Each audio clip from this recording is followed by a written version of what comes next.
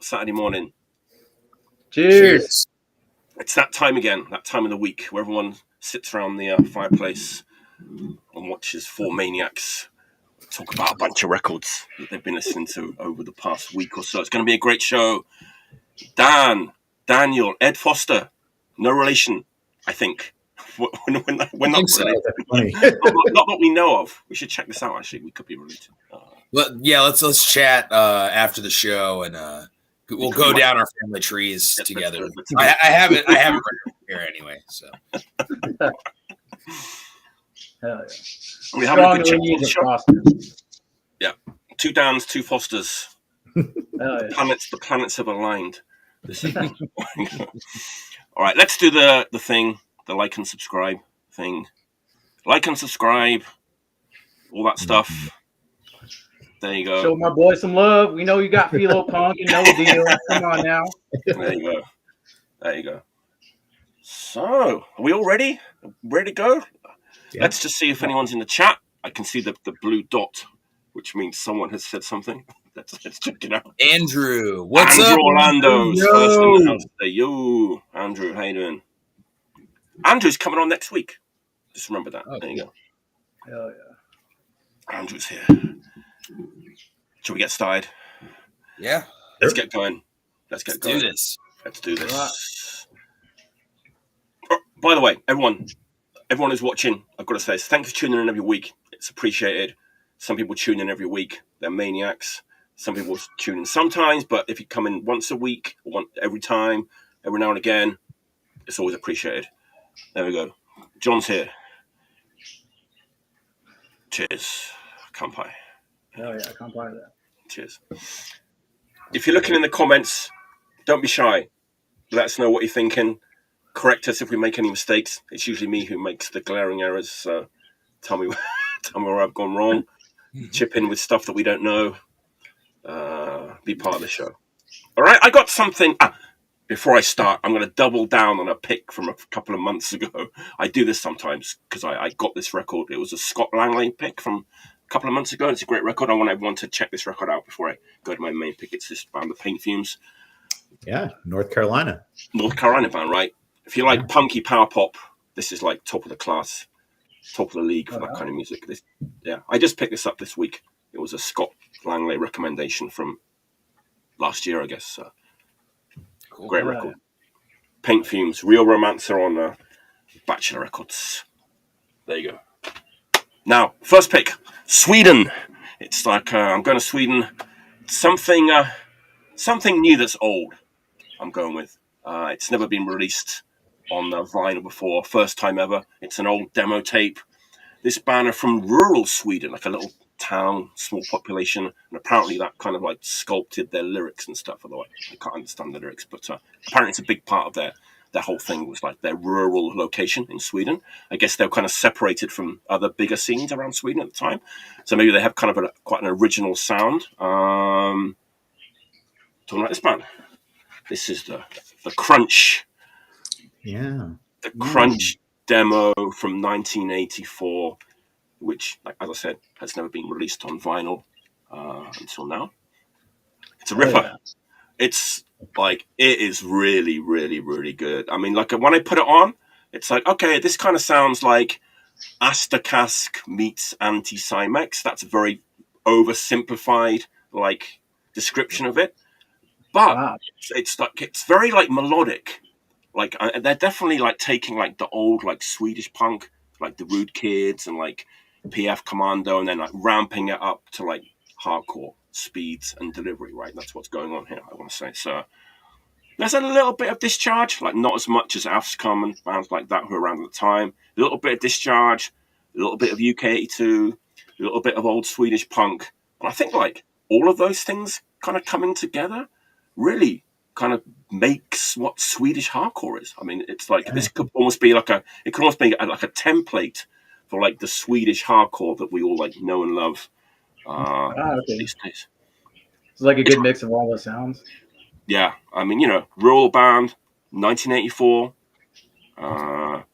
As you can see, it's not like black and white graphics and bombs going off like Anti-Cimex and Avscum. Very different vibe. Yeah. To that. It's definitely rooted in like old Swedish punk, but ramping it up to like hardcore levels of intensity. That's good stuff. Yeah. I'd never listened to that band until just like a week or two ago, and I finally just sat down and went through that entire raw punk book, and all the records that they highlighted that I didn't know. It's like, I'll dial that up on YouTube, and I had never listened to Krunch. I'd heard people talk about them, but it was cool. It's real good. Yeah. I think I listened to their 7-inch. Okay, I would say like they have like a 12-inch and maybe an LP2. And on those, they're going in that more like quirky, like rape teenagers kind of a direction. Oh, it's way more quirky. Yeah. You don't really hear that in this. This is much more like old Swedish punk with a bit of like Chaos UK, a bit of Discharge, rips. It's absolutely ripping. Like there's very urgent, like Swedish hardcore vocals, Yeah. Fuck yeah. Top recommendation. They renamed the demo. Like it's totally renamed. I don't know. Oh no! Nice ears, Rachel. Nice ears. I do. I got 2 parakeets. Sorry about that. Y'all gonna hear them the entire time too. What time do they go to bed? They don't. That's they go to sleep when I do. That's the best part they never do. Yeah. Yeah, it's good. It's a nice. Yeah, it's like a nice tropical, like nice tropical tinge. Streaming live from the tropics. There you go. Yeah. They pina coladas. Oh. Yes, there you go. Yeah, if you like Swedish hardcore, this is. I'm not saying it definitely was, but it might be one of the places where it was born, like on this like 1984 demo tape, because it's not anti-Semitic. It's not it's not Abscom. It's a totally different vibe to those bands, but good stuff. FOAD, thanks to FOAD for rescuing this. Hell yeah! Lost Nugget from rural Sweden. Yeah, apparently there's a lot of humor in the lyrics and stuff. Like it's not anti-war stuff. It's very humorous, like very regional Swedish humor. Apparently, like all, which is an extra bonus. Yeah. Everyone loves rural Swedish. Everyone loves an inside joke that you're not inside. Exactly. Yeah. That's my first pick. Krunch demo 84, just reissued by FOAD last month. There. Cool. All All right. Daniel, what's your first pick? All right. I'm excited. I'm gonna. I have a big stack of records today. I sort of plan things out. You can like chisel them in. I'm gonna sneak them in. I know you will. I'm sly today. So thought about talking about the record that's like the talk of the town this week, Bloodstains. There it is. I think it's really good. Haven't had a whole lot of time with it yet, though. So, all right. And I kind of, when I sat down to do my picks, I kind of came up with a theme that will emerge in the picks after this one, because I got to start with a plug. Because, of course you do. So we've got this one is probably a little too soon to talk about too much, but this is the test pressing for the next Woodstock 99 album on Sorry State, the rare test pressing cover, so look out for that in a few weeks.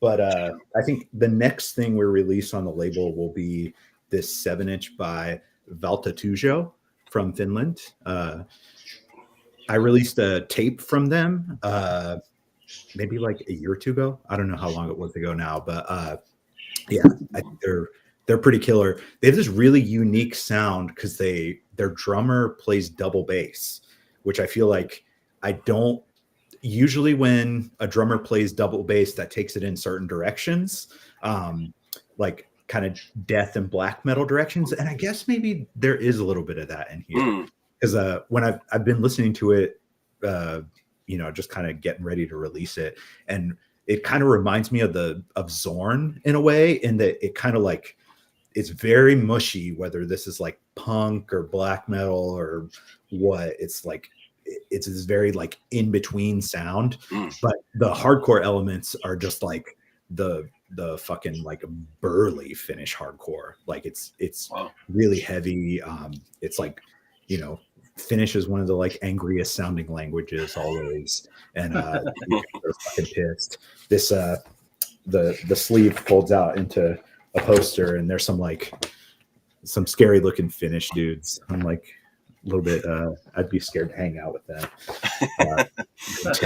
Injury, dude getting strangled on the cover, but yeah, this will probably up for order in like the next couple of weeks. But check out that. Their demo tape that we already put out. It's like on our Bandcamp, and if you like kind of classic Finnish hardcore, and especially if you're kind of like the more adventurous kind of current bands that are kind of fusing like D-beat and underground metal and stuff, I think they kind of fit that bill. Nice. Yeah, I think it's a pretty cool record. So yeah, that's my plug. When's it hitting the shelves, Daniel? When can we... I think we will launch a pre-order a week from Monday, along right. with another new record. But nice. Yeah. Cool. Thank you for indulging me. Always a pleasure. Yeah. I love an excuse to talk about new Finnish hardcore. Yeah. I mean, there's been a lot of good bands lately that that Ulysses suit that we put out man, my favorite shit. I think that band is so good. Hell yeah. It's Ville, man. He's the genius, you know. He's the genius in Koti to Ho. I don't know if he writes other songs, but like, I feel like he's definitely an integral part of all this stuff, you know. But yeah, for sure. Yeah, that's what I've heard too. I think Chris from Frozen Soul, who he was telling me they're on tour together with his other band, Foreseen, right? That's right. Yeah. Yeah. Okay, cool. Yeah, that's awesome. And like what you're saying, dude, I like that bands are kind of drummers, especially, are kind of using a lot of double bass pedal now. I'm a single kick player myself, but like I just something I can't do, so I look up to that style. And like it's done when it's done tastefully, which bands like Playing on a Chain are doing that right now. And it sounds fucking sick, you know. Yeah, for years I hated it. I mean, it'd be like total turn off, like because I mean, for a long time I was just so like US hardcore is like the only thing, and so I double bass, and it was just like, nope, you're fucking done as a band. Career's over. Speaking of Ville did the artwork for this record. Oh wow, man. He does a lot of things. He does like production and stuff too, right? As well. I think so. Yeah. All sorts of stuff. Yeah. That's cool. Yeah. Wow. Hell yeah. Sweden, Finland. Where are we going next? All right. I don't think it's any goddamn surprise where we're going to next. But this is a record that was given to me by some of the dudes in CB. It's like members of like Bayhighs and shit. Like they did a Texas tour, but they came in and gave us some gifts. But this record, Mess, Brain Itches. Yeah. It's been on my turntable lately. It came out in 1997. It was a selfish release. That's right. Yeah. I really don't know much about the members of the band other than like Range was in like Range in the Dirty Hospital, or that's about. I mean, the fucking guitar player's name is Philip, so like I really don't know much about any other members. But this shit rips, man. Like this is the only, and it's a fucking 8-inch record. This is the only 8-inch I own. And it's a hard 8-inch record, right? It's not a flexi, because the 8-inch flexi was thing at that time. Yeah, it's cool too. Like, hope you don't get demonetized by me showing this, but like, the artwork on it is fucking crazy. But it's fucking it's out there. But it's one of those records where like it's 6 fucking tracks long. It's pretty short. It's only like 15, 16 minutes long. But the cool thing about this record is the fucking bass. Just the bass is shines throughout the whole fucking thing, man. The bass does not stop ripping from beginning to end. And it's just like, if you like pre-90s hardcore, like Japanese hardcore, kind of like bands like Crossface and like Judgment, Bastard, stuff like that, you'll fucking dig this. This shit's fucking it just slaps. Six songs, that's it. Selfish Records, it's fucking sick. Man, but when I got that record, it just like it blew me away, like, because it's like Japanese hardcore, right? But it's like there's so much weirdness in there. It's like psychedelic. These like weird off-kilter time changes. It's not immediately accessible. The musicianship is like off the charts. The production is a little muddy on that record, but it doesn't matter. Yeah, for sure. And like some of it's kind of like some of the riffs or some of the songs kind of play out a little bit more thrashier, a little bit, kind of like a little bit more crossover influenced, but you can see like the sound changes as the record goes. So this is definitely, it's on YouTube, so fucking check it out. Especially for anybody that loves bass. This shit fucking slaps. There's not many bands that are like completely unique. Mess is a band that is completely unique. Nobody sounds like that band. And they changed their sound. They have a flexi. They're not a Tokyo band originally. They're from Kyushu originally. Kyushu? I thought it was Fukuoka, but you might be right. Fukuoka, yes. But, yeah. And so they have a flexi disc out, and then they were like moved to Tokyo and kind of changed their sound. And then like they have a full length CD on Selfish 2, right? Plus minus 9, which is fucking amazing. Yeah. And then like the tracks on Get Back the Discharged Arrow compilation are wild as well. Yeah, they have a few compilation appearances. That's right. I think like maybe like 2 or 3, but yeah, dude, everything they put out is fucking amazing. But that's probably my favorite material by them, to be honest. Right. They have like a late entry LP. Go ahead, Danny. Go ahead. Oh no, I was just going to say, I feel like that record was kind of different from all their records are kind of different, right? Like the plus minus is more kind of like, I hesitate to say like epic, but it had like a grandiosity to it, right? Am I remembering that? Yeah, I think you're right. They have like a late career LP on Bloodsucker too, right? Called The Ship of Death, which a lot of people hate. I think it's amazing.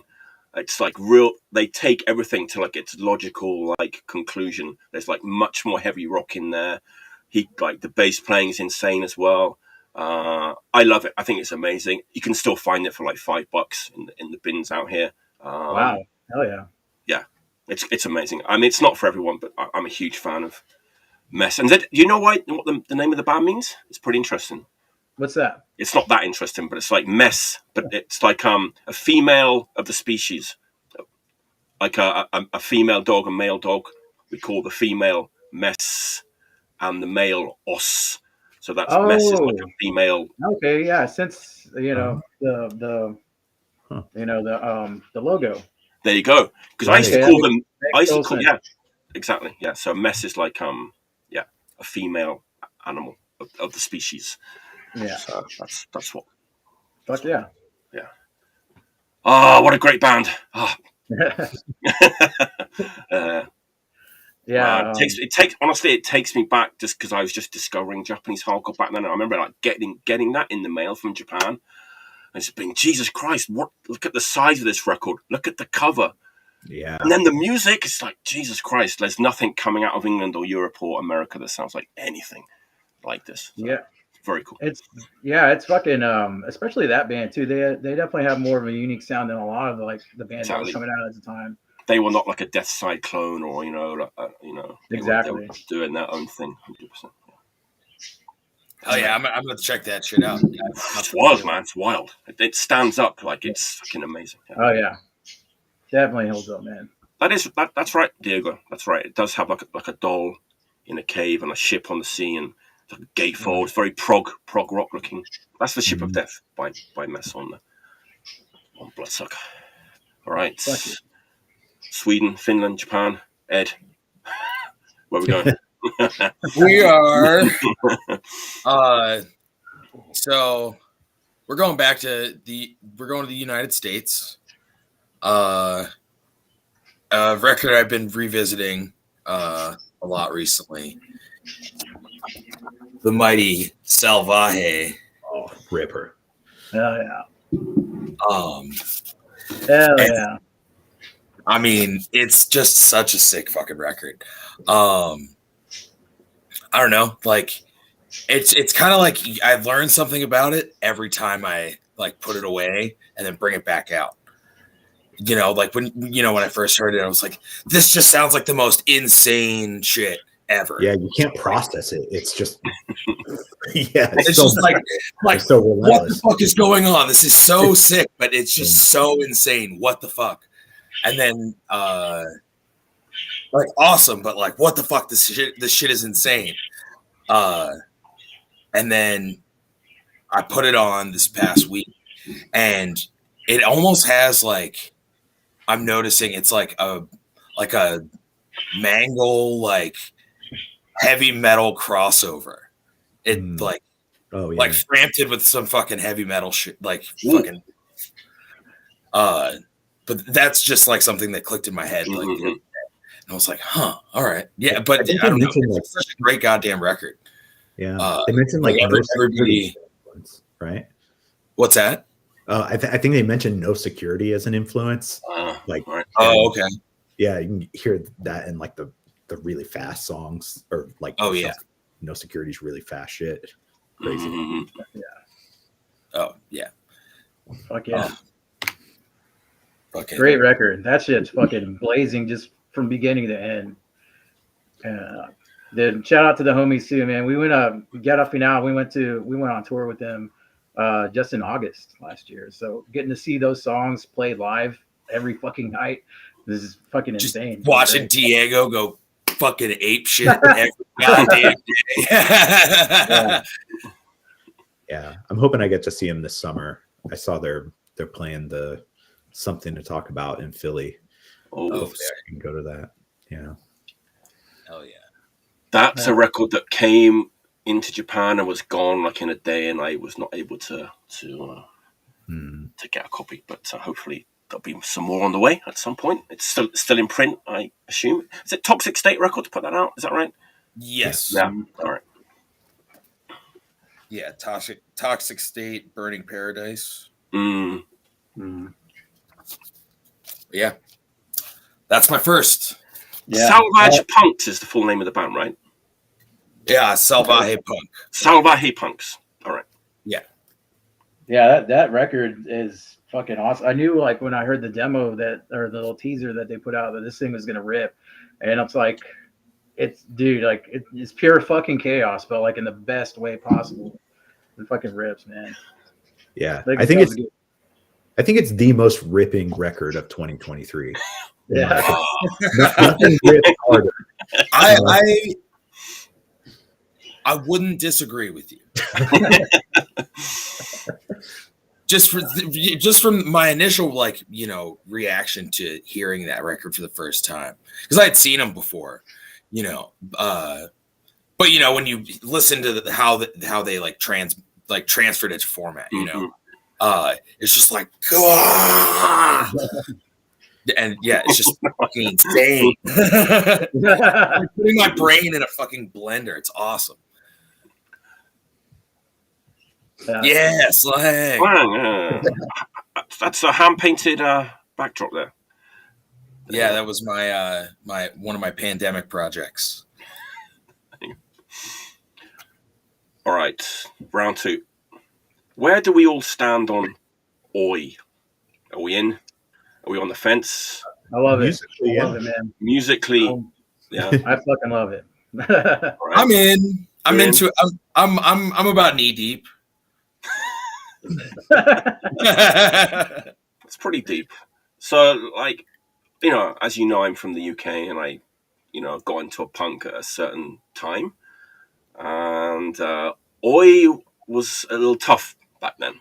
Yeah. In the UK in those days, they were kind of the enemy, really. I mean, when it comes down to it, they would be the guys that would beat you up in the street, right? And but I liked Cock Sparrow, but I don't think I realized that Cock Sparrow were an Oi band at that time. I just liked the band, and my buddy that was a good friend of mine. He had like all the Blitz singles and the Business, and I liked all that stuff. See, this is but it seems like these days Oi has a kind of more friendly face, right? These days, the Oi of today is not the Oi of London, the East End of London, like 1980, 1981. It's different, right? Some of the music is the same, but everything else is quite different. So, getting to my next pick, it's kind of obvious what I'm going to show, right? I guess this band is kind of blowing up right now. This is their new album. I like it, and the name of the band is the Chisel. Oh yeah, it's like people love this band, right? The Chisel. Yeah. What a fucking nightmare. They've like jumped off of La Vida Es and Muster on this label called Pure Noise Records, which seems to have like a little bit of money behind it. I'm not sure. This is available on like, a million different well, yes, it could be. I don't know if I want like an Oi record to look like this. But, no, I feel like oh, sorry. Go ahead. No, not what. Go ahead. I feel like I remember seeing someone in the What Are You Listening to Facebook group was talking about how that was like a variant heavy release. That like there's a lot of different colors and splatters and all kinds of crazy and shit. It's been reviewed in like every media outlet, even like the big dogs. This is funny actually. I don't know if you guys know that guy. What's his name? Fucking Anthony Fantano, the internet's busiest music nerd. You know that guy? You know him? That guy? Yeah. He reviewed this yesterday. And I watched it and I was sending it to people and we were all having a good laugh about his review. He's very good at describing things, but he was completely wrong. But he has a lot of nice words. He's very good at this. But anyway, the point is that he was probably given sent. Hello. He was probably. Is that the time for the budgies to go to bed? Is that their Sorry, I need to learn how to turn that shit off. It's okay. Here, hold on. All right. Go ahead. Oh, all right. So, The Chisel, new album. It got reviewed by this big dog, on YouTube. So obviously, he was sent a copy by the label. So it's out there, It's like a lot of promotion. They're blowing up. They're getting popular. Despite all of that promotion, I had no idea that record was coming out. We didn't get it at the store. I saw it on Celebrated Summers Instagram. He had a whole wall of them, and I was like, "What the fuck, Tony? Where'd you get that?" And then we ordered them, and they've been back ordered ever since. So still don't have it at Sorry State. Haven't heard it. I did not know this about the Chisel.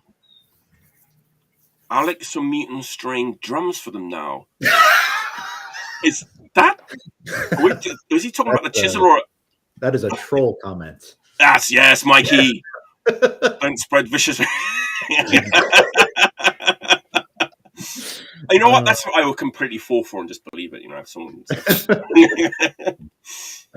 Let's get down to it. What does this record sound like? Well, I guess people are familiar with this band. They've heard him before, right? They've got another LP out, a bunch of singles. I think this could be their best record.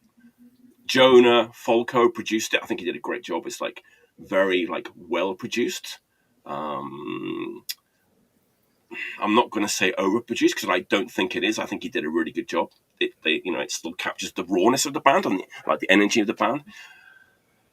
Yeah. So this guy yesterday was there's some hardcore punk influences in the Chisel sound, and he was like, Discharge, a Minor Threat. So immediately I was like, this guy has no idea what he's talking about, right? There is some hardcore influences, but it's more old US hardcore that was influenced by Oi, right? That kind of hardcore, I don't know, the slower, Negative Approach songs, maybe a bit of Slapshot. I don't know, but it's it's an Oi record.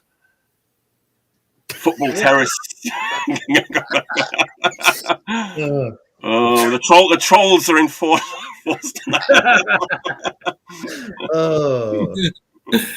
I mean, I like that band. They definitely skirt on the line of fucking making kind of more of a pop record. But what they do is I think it's good, for what it is. It's definitely not you're not going to get a fucking, Boots and Braces fucking Oi record, but it's something from that, and it's entirely different, You know what? That's a really good point. So, okay, this week, I got this week, at the beginning of this week. I listened to it twice sober during the week. And then last night, I listened to it quite drunk, and it was much better. Like last night. I mean, this is a beer drinking record, you know. Yeah. I'm from Texas. I like a good old fashioned beer drinking record, man. I was wondering, is the cover art for that an homage to the Ruts? It looks like the Ruts, right? Right. Yeah, it looks like the Ruts. I think this is a really, really good record. It's a little long. It's more varied than the first album, which I think works for them. It keeps you more, but I think they could have shaved like a couple of songs off each side. Maybe that's just my opinion. But there's some real like nice, like melodic, almost like pop punkish like flavors going on. It's super accessible, right? It's like it's very friendly, oi. but with all that said, I think it's a really good record, and I had a good time with it last night. Yeah. So, yeah, fun record. That one's escape. It just came out, right? Like a couple of weeks ago. It's pretty new, right? And it's, Yeah. I'll I'll have to check it out. I liked the first record, but I haven't gotten a chance to check this out yet. I think this is better than the first album. I mean, opinions a bit divided. It's more, like I said, there's more like they mix it up a little bit on this one. But yeah, they're kind of getting some, you know, popularity, which you know, probably well deserved. You know.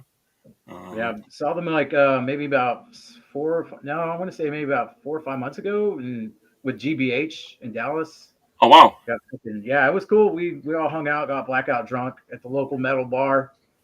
Yeah, it I got blackout drunk. It was tight. Yeah, they're cool though. I like their set too. They're fucking great. You know, they sound great live. They fucking have good songs, and then like But I mean, it's gonna be tough for any band to fucking hope for GBH, man. They still got it too, so yeah. Right. The fucking Chisel, I like that record that just came out. It's fucking good shit, I think. We get our friend like Paul Bearer from Sheer Terror makes an appearance on here too, right? On the last song. Yeah. Nice. So fun. I love that band. I know, man. It's like, you know, for me as a British guy, you know, who was surrounded by like the fucking Last Resort and all those like dangerous bands, Condemned 84. This is not that. This is like modern oi for a different audience, and it's the lyrics are really good too. I have to say, you know, they're left wing, they're left leaning lyrics, absolutely 100%. There's no like grey area of this band at all. You know, in that category. So, props to the Chisel. So great it's record. Great. They're the good oi. The good oi, yeah. Good guy away. The good guy. GGO. That's my second pick. Big record, I would say. Big record for this year. Yeah. There you go. Daniel, got any oi for us? I don't know. I have so many records. Yeah. So, what direction am I going next? You had a theme, right? You said you had a theme. Sort of. I have themes within themes. When I was thinking about my next pick, it got me thinking about cool that they give away free with records. Kind of the industry term for this is value adds. Like the new Sheer Mag came out today, and I think we have promotional slip mats that you get if you buy it in the store. And I pulled out a couple of mine. So like, you know, the Buzzcocks, Another Music in a Different Kitchen. You bought it on the day. It came in this like shopping bag, Buzzcock themed shopping bag. Lucky enough to find one of those in my travels. Another one. Second record. That is the first one. Love Bites is the second one, I think. Yes, something like that. That's one in the comments. Buzzcocks. Yeah. Another one, Leatherface Minx. So if you bought Minx upon its release from a store in the UK called A Chain With No Name, you got a free bonus 45 with them doing I Can't Help Falling in Love With You, which is kind of like a signature cover for Leatherface. They played it virtually like every time I saw them. And when I was pulling that out, I came across this, which like I totally forgot I have, but Minx original test pressing. Like, there you go. Yeah, couldn't buy that from any chain. Just What do we think of that record? That was like the one that followed up Mush, right? Tough record to follow, right? Yeah, but it's a great record. It has its charms. The good songs are great. Do the Right Thing. Beautiful song. Yeah. People always complain about the production, but I don't know. You're coming after Mush is a hard act to follow for sure. Exactly. Yeah. But the record I'm getting to for my actual pick is with its own value add, much like the Buzzcocks. If you God, Public Acid listening party, you were gifted this spray painted bag, which contains Deadly Struggle. Oh man! And herein is where my theme emerges. Okay. Because I think Public Acid is my favorite current band. I fucking love Public Acid. And this record is a ripper. We were talking today at the office about how it had been 4 years since they put out their last record, the Condemnation EP. And they just, they took their time. They made songs that were as good as their old songs. They pushed their sound in new directions. It is like aesthetically, everything is like completely dialed in. It's just, they're my favorite band. And seeing them live, they are just fucking like monstrous. I think they're totally peerless live. Wow.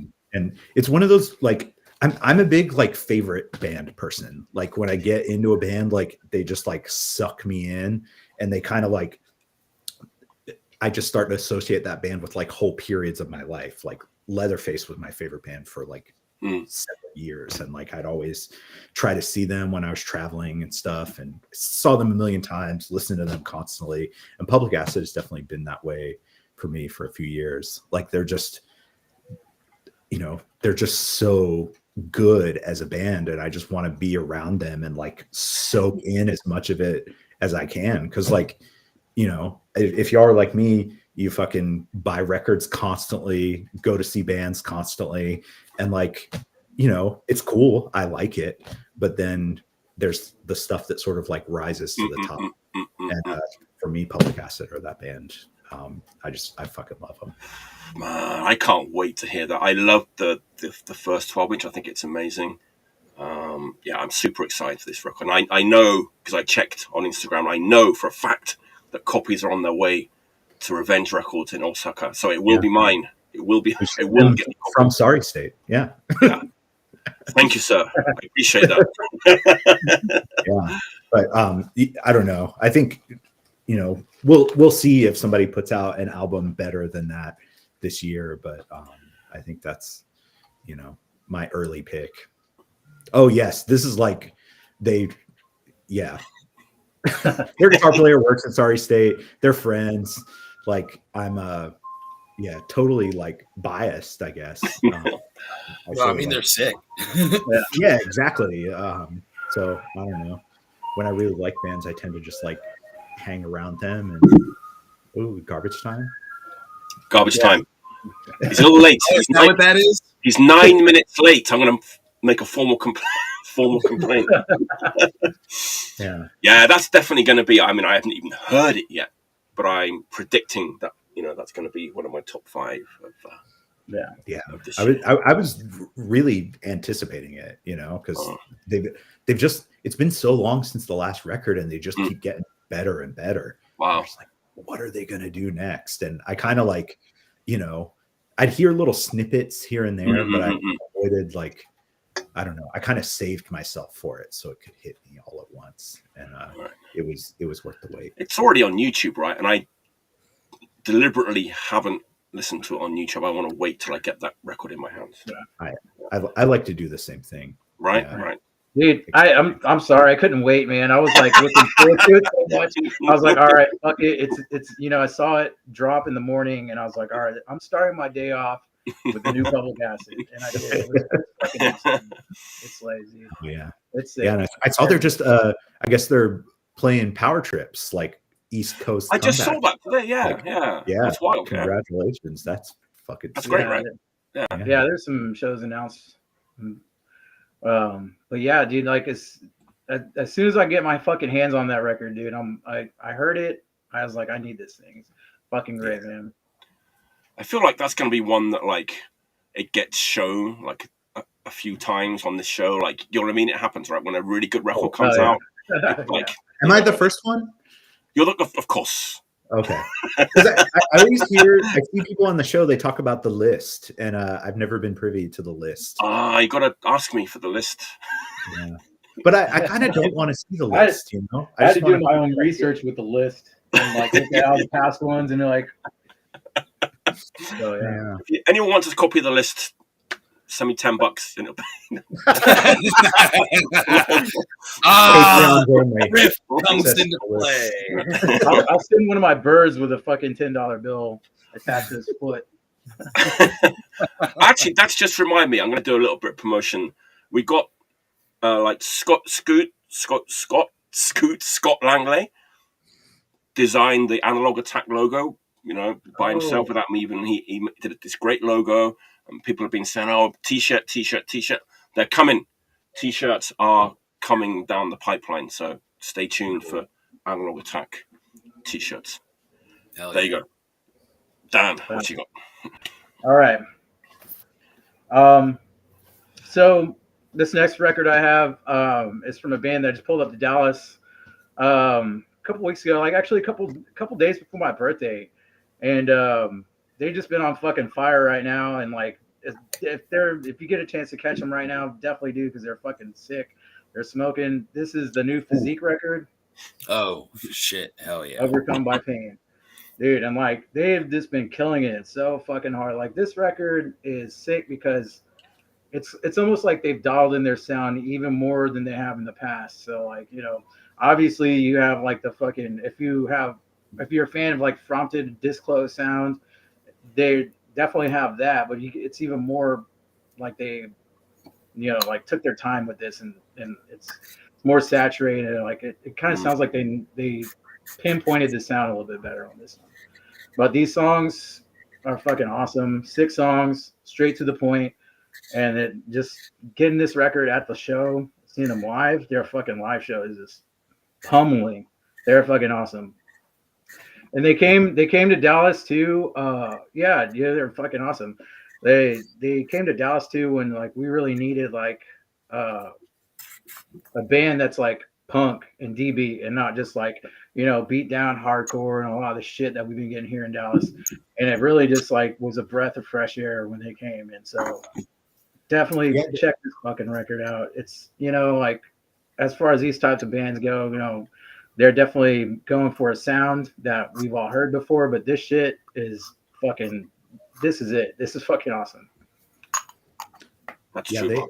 Somebody was telling me I saw them in Richmond like last weekend, and somebody was saying that they like purposefully played places they'd never played before on this tour, that they like really made the effort to go to out of the way places. Like they played Charlotte in North Carolina, which like a lot of bands skip.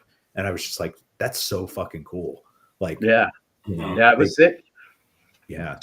Yeah. They fucking rolled up like a couple days before my birthday. And so like, I don't really ever like to do any kind of birthday bullshit, but I just turned 40. So I was like, fuck it.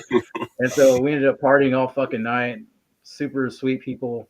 And just this fucking record, because I had their last release and I loved it too. But this one, I was like, oh yeah, you know, knowing what they're going for, especially like sonically, and I think this one hits the mark in a lot of ways. And it's actually, you know, fucking, it's only 6 songs and it just pummels all the way through, you know. But yeah, definitely check this out and go see them live. They're fucking sick. Hell yeah. I'm pretty fussy about like that, you know, crusher crust, whatever we're gonna call it. But I like that band. Yeah, they're the best, probably one of the best in the game. I've got one minor quibble. I know it's stupid. I don't want them to use the Doom logo. Yeah. I mean, it's just like one of other logos that they had too, but yeah. Like the other one is much better, right? The other like more like anarcho punk looking like logo. I think that. I mean, what do I know? I just I think that worked better for them. I think it looks cool, man. I mean, if you're gonna go for it that hard, you know, might as well. It's not. I mean, feel I'll put it this way: it's not any more out of place than shit that we've seen before. True. And when it comes like war bad bands, it's hard. It's hard to like catch my ear with that kind of shit, because I've heard so much of it throughout the years.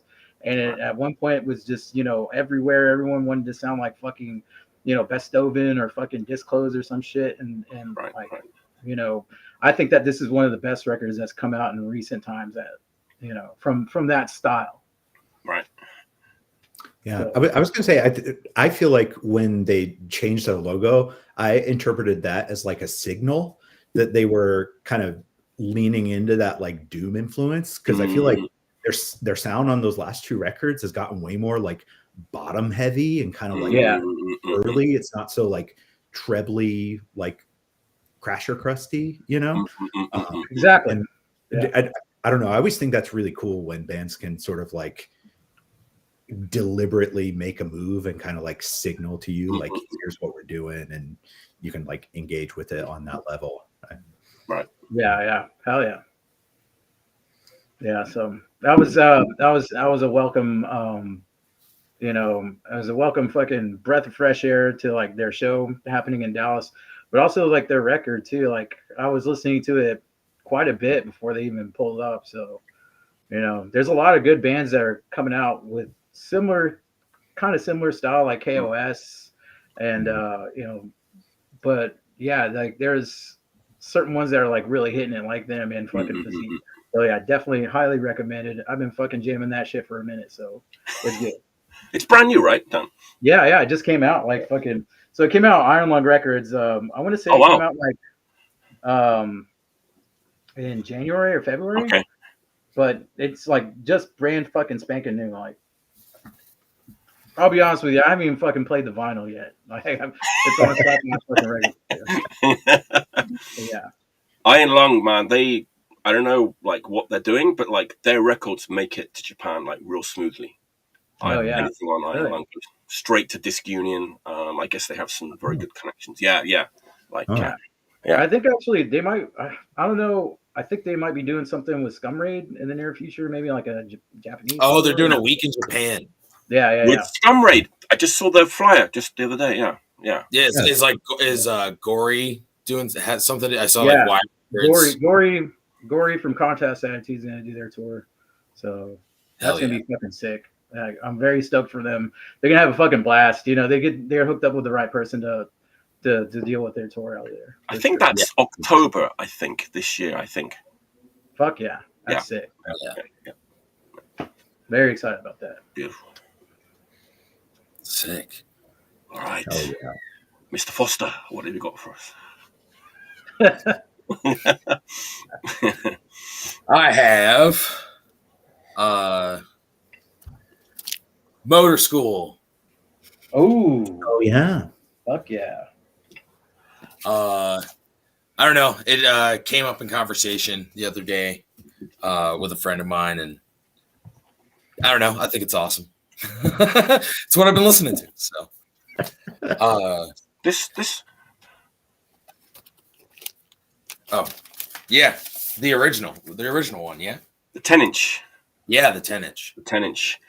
St. Valentine's Day Massacre. Yes. Does anyone know if Girl School are playing in Raleigh soon? I think. Should I go see them? Yes. Yeah. Yes. That's also, I believe their last tour. Oh, really? Oh shit. Yeah. God damn it. They're playing Hell's Heroes in Texas. Houston. Like Queensryche is doing like an early material set. Oh yeah, dude. That early Queensryche shit fucking is badass. And it's like Sodom too. Yeah. Fucking Tank, but minus But I don't know. I don't know how I feel about Tank on that one, but I saw him actually with that lineup like 4 years ago. I DJ'd. No shit. When Tank played, yeah. It started off strong, but then it kind of like went downhill pretty fast. But Girl School, by all accounts, are still a great live band. They have a new LP out, right, called What the 45. It's like they've been going for 45 years. Yeah. One of the all-time great bands. And that was amazing when this came out. We were so excited when this came out. And there's that great footage on like from Top of the Pops where Filthy Phil has his neck in the brace and he's like dancing. Oh yeah, I like that. Phil doesn't play anything on this record. He couldn't. He broke his neck. Credited doing insults and inspiration. Exactly. Fucking Christmas 1980, man. Crazy, right? Yeah. And if I'm not mistaken, the 10-inch has like one extra song over the 7-inch. Correct me if I'm wrong. It has like Bomber on it, which yes, yeah. It's a girl school doing. It's just the four That's of them doing Bomber.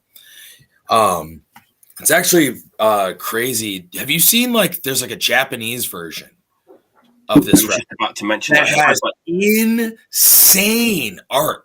I've got it, but I'm not going to bend down and get it. It's amazing, and it has like extra songs on it too. Oh, does it? And different. Yeah, and it has like this huge, like it's like part of the big center label series, which also has Girls School. Oh yeah, yep. Dusty actually has a copy. He showed it to me a while ago, and I was just I've never seen this before, ever. Yeah, it's like this is wild as fuck. And that one they do say Motor School, whereas like they were called like Head Girl, like back in the day, like in like in Japan it's Motor School, in the UK it was Head Girls. Yeah, man, those two bands together because they used to tour a lot and play together, a lot too. Mm-hmm. So when that came out, it's like in 1980 though, man. Wow. It's like the golden era. I like to think of like the Motorhead stuff. Mm-hmm. Like the first. I mean, the original lineup, the classic lineup. Thanks, Jeff. Oh, there you go. 7-inch does have bomber on it. So, there we go. Mixing Oi and. Rock and roll, Oi. I actually haven't heard that. Jeff. I don't think I haven't heard that either. Info Riot, man. They all want. Oh God, I could talk a little bit about Info Riot. Let's not talk about Info Riot. I want to talk about them, but just one of those like so like in. Okay, the Chisel are not Info Riot. Let's just put it on. My dog's upset. It's a menagerie. I'm just waiting for my dogs to start going ape shit. Yeah, hear another dog bark. The birds have been pretty quiet though, I have to say. Yeah. I just turned the light off, put the room divider in for them. Like I've never owned a room divider, but I have them for the birds. They chill out. It's crazy. Wow. There he is. There she is. Oh, yeah. Love that dog. Rare appearance. Second time on the show. I should have put her punk vest on. Usually try to do that for punk activities. Oh, yeah. Very cool. All right. Yeah, see, Marvin, right? Fucking biggest. That's what it was like back in those days. You can imagine, right? Info Riot, 1981. Yeah. It's so nice being the wrong age and in the wrong location that you can just be oblivious to all of the shit like that. Right, like, right. I'll never be able to like country music in my life because it's just that shit. It's associated with bad shit. Oh, you're going to hate my last pick. Well, actually, I don't think you probably like this, right? We'll get to that later. Oh, yeah, a little face. Dog is the best pick. Yeah. Hey, you cheeky monkey, Andrew. There you go. You wait till what I've got next for you. I think Andrew might like my next pick, actually. Going with some Sludge. I felt like we haven't had much Sludge on the show, maybe for good reason. I don't know. But it's one of those things like any genre of like punk or hardcore or metal. There's a wide range of bands under that umbrella. So when, you talk about Sludge, man, you see everything from like Corrupted right down to like Bongzilla and Weed Eater and Baroness and the Melvins and fucking Noothgrush and all sorts of different kinds of bands, right? I think like this record is like the best sludge record of all time, and it doesn't necessarily sound like any other sludge band. It came out in 1999 on Man's Ruin Records originally. They're from Miami, Florida, and I think people who don't even like sludge might like this record. Where is it? Here it is. Cavity. Supercollider. This is a fucking classic. And thanks to Jack from down in Texas, Jack Blackman, he reissued it. First time ever on vinyl on his Fair Warning label. And it was only on CD before. Man's Ruin, Hydra Head, and then Jack put it out on vinyl in 2017. Man, I don't know, man. Like, this is an all-time classic in my opinion. Yes, it's sludge. Mm-hmm. It does have like Black Sabbath riffs, but it has this like huge groove and catchiness, almost poppiness to it that makes it a really, really fun listen, which you wouldn't probably normally say about a sludge record, man. It's beautiful. It's just, I mean, it's a classic, in my opinion. Fuck yeah. Anybody familiar? I mean, I remember Cavity being around. I don't think I've ever listened to them. This is I've never been really clear on what sludge is. Me neither. What's the difference between sludge and doom? Well, even doom has a lot of like different types of doom, right? So that's why I like.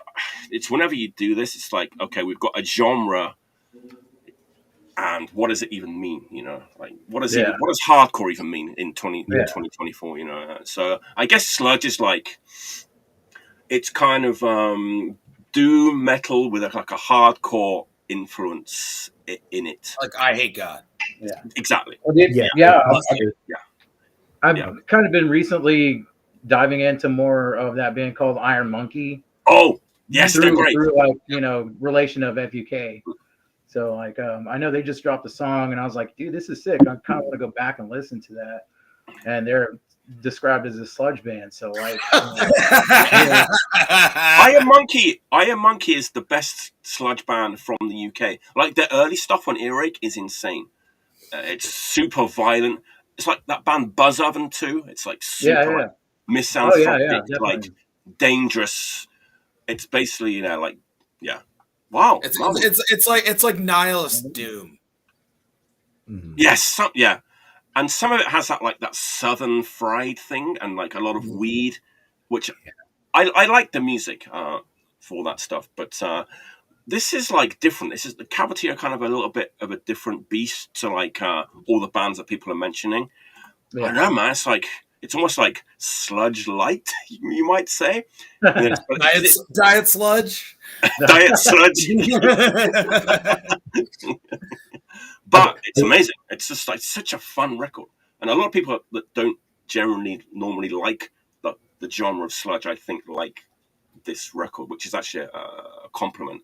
And this is their best record, in my opinion. They have a bunch of records, but it's a classic, in my opinion. Just ignore the term sludge. It's just a great record. And it has like a lot of like 90s alt rock in there too, which people might not want to admit to liking that kind of stuff, but it has that kind of 90s groove in there, which I think really works for this band. I feel like that's the 90s kind of alt grunge vibe is a huge part of sludge. Like noise, like people who are like really into sludge are also really into noise rock. Yes. That's a good point, because this record does have like that broken microphone distortion on the vocals, which some people don't like. I'm not a huge fan of it, but I think for this band on this record, it works really well. And if anyone's doubting me, or about this record, I think John Brannon wrote the lyrics for a song on here. I don't know how that happened, but it happened. I mean, it kind of seems like a lot of like doom or sludge is kind of related to hardcore in different ways, what I've noticed in the past too, with bands like Buzz Oven and fucking Iron Monkey. Yeah. Yeah, Denim dude. equals weed. Sludge equals meth.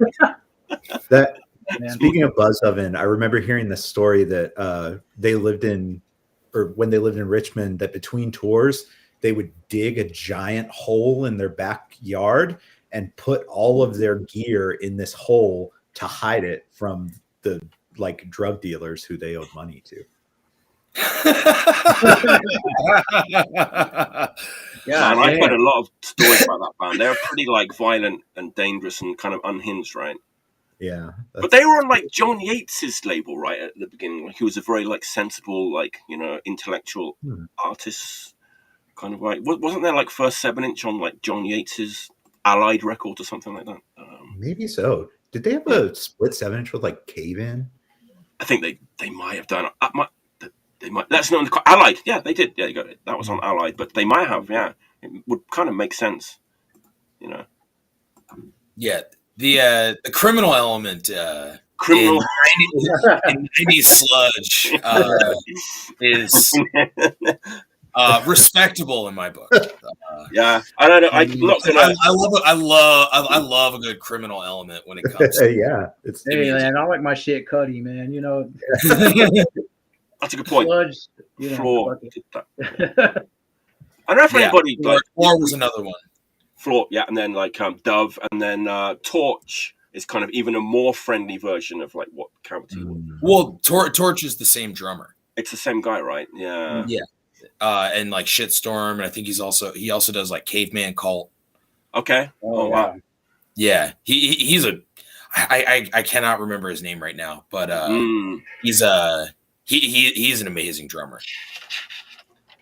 I don't know if you guys remember, like back in the Chaos in Tejas days, the amazing like silk screen posters and all that they used to do. Well, that's Jack. Oh, yeah. That's his label.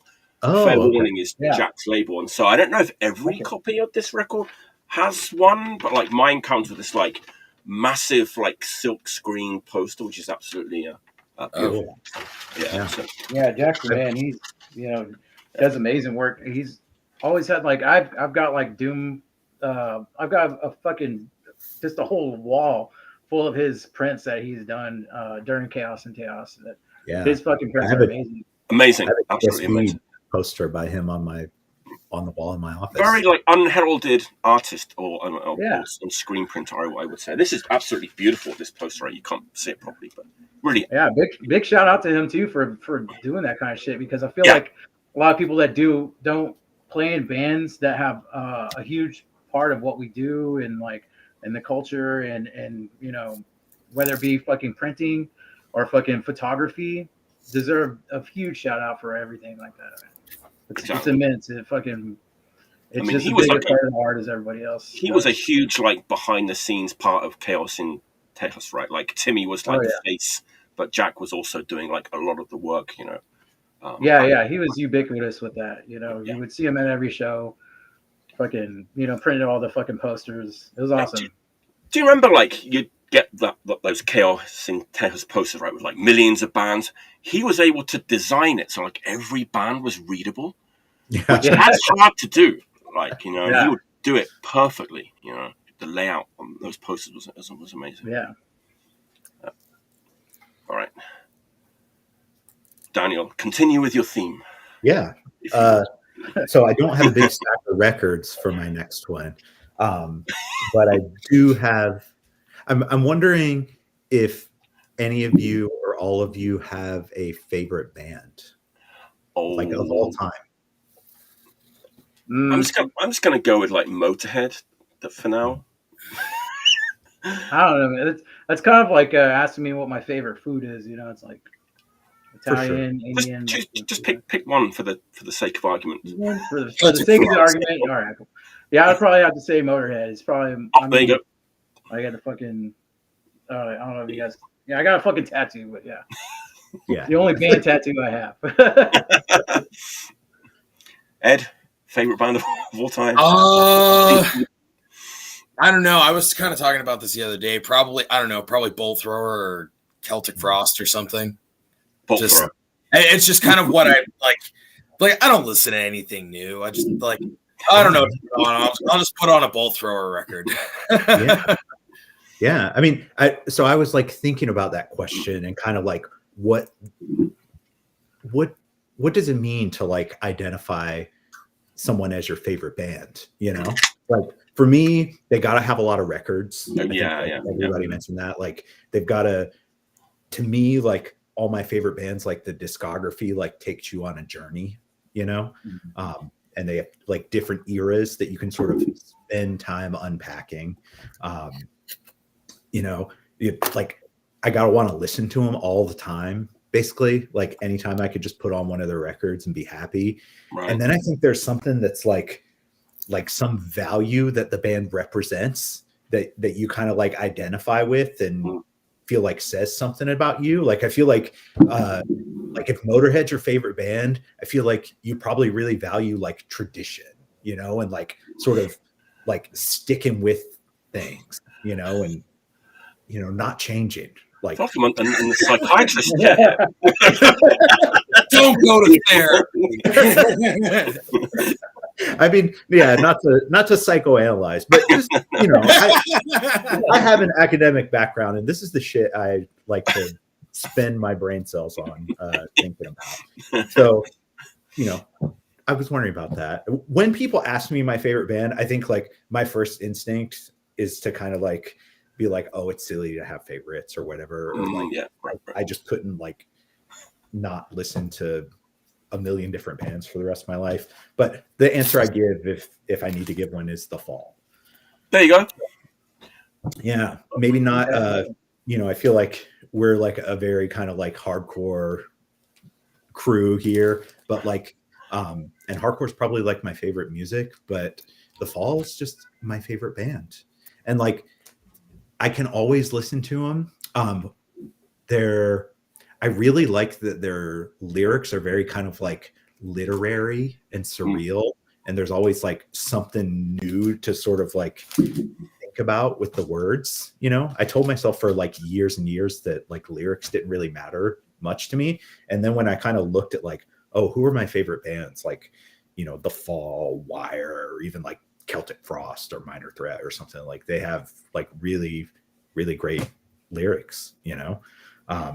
And yeah, The Fall, they were always sort of like every album they were trying to do something new, except sometimes when they were just like, fuck it, we're just gonna make a shit album, like just piss everybody off. Like they had that whole element in them. You know, they're my favorite band, you know? And is that your favorite Fall album? See, that is much harder for me to do. Right. Like this is, it's probably my favorite full-length album, but I may have some other Fall records in this stack that I sort of breeze through and talk about. But that's sort of one of the things I like them is that about them is that like one of their records doesn't kind of stand head and shoulders above the rest, like this one. And I think a few weeks ago, did someone pick This Nation Saving Grace? Someone picked a Fall record recently. Yeah, I don't remember which one it was. Maybe it was a different one. But to me, like that's another one. Like they have a bunch of really high peaks like across their discography and like really strong records from different eras. And I kind of I like that about Motorhead too. I remember last time we were talking about like Inferno and like didn't Patrick choose like two Motorhead records on the same episode? Yeah. Who did that? Patrick from Destruct.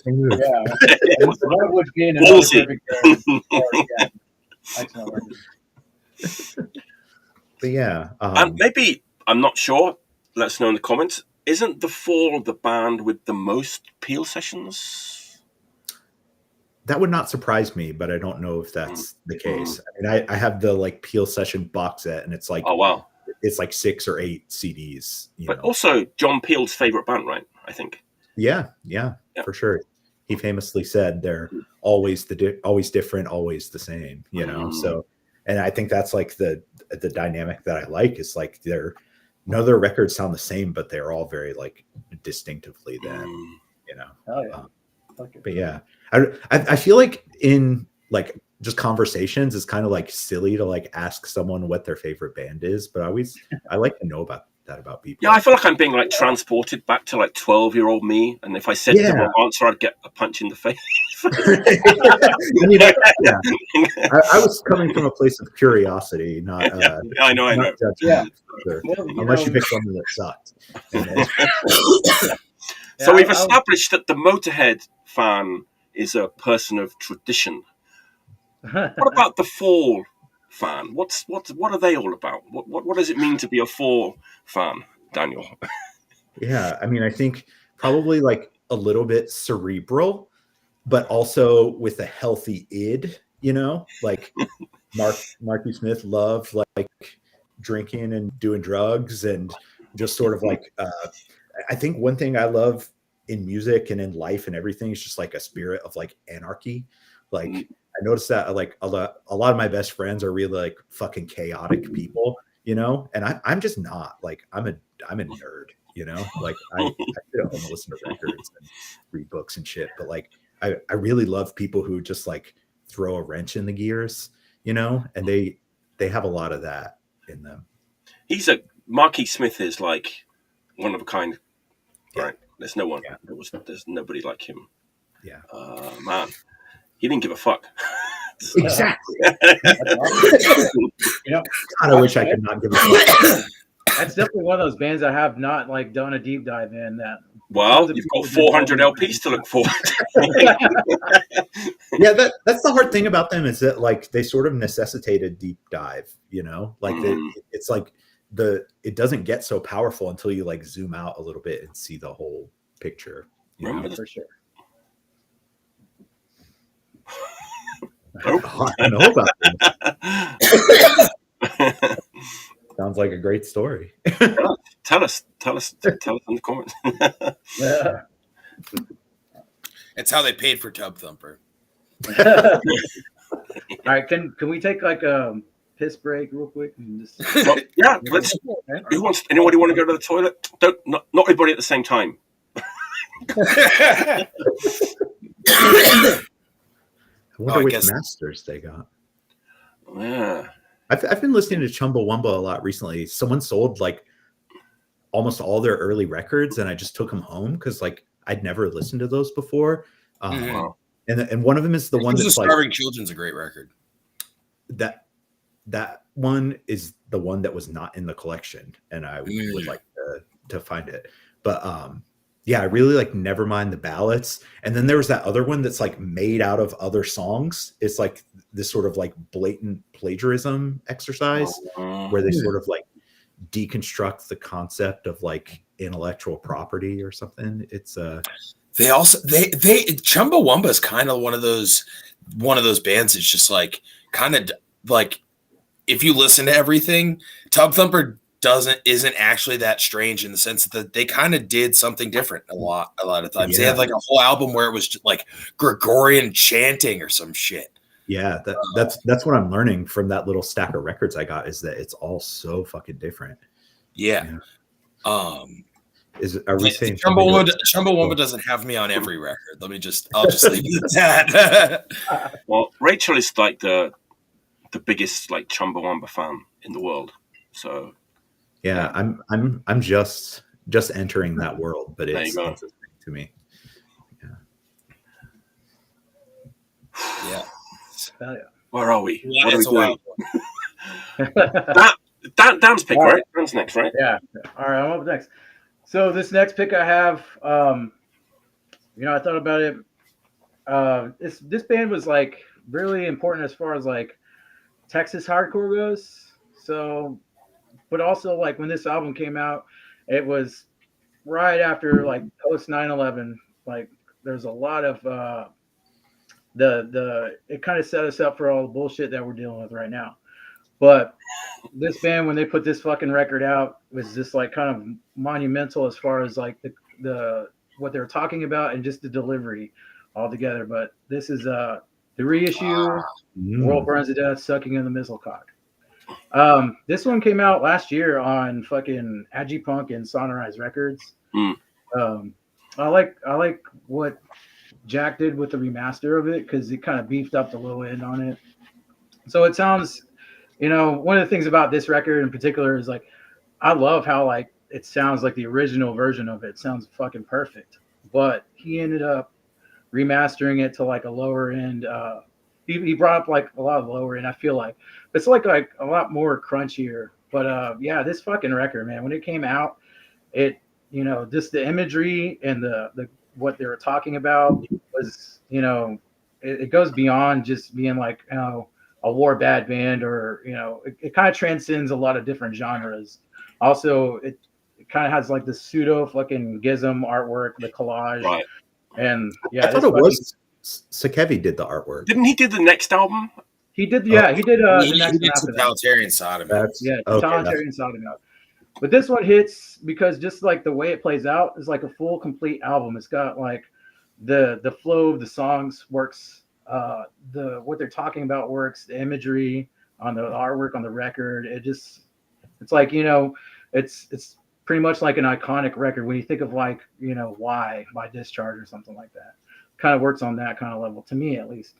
But it's been a long time since like a band's been able to kind of be concise about what they're talking about, as well as kind of supplement that with some more literature on the inside of the lyrics. So, we can all agree that like, there's only so much you can fit in like a 2.5 minute fucking song.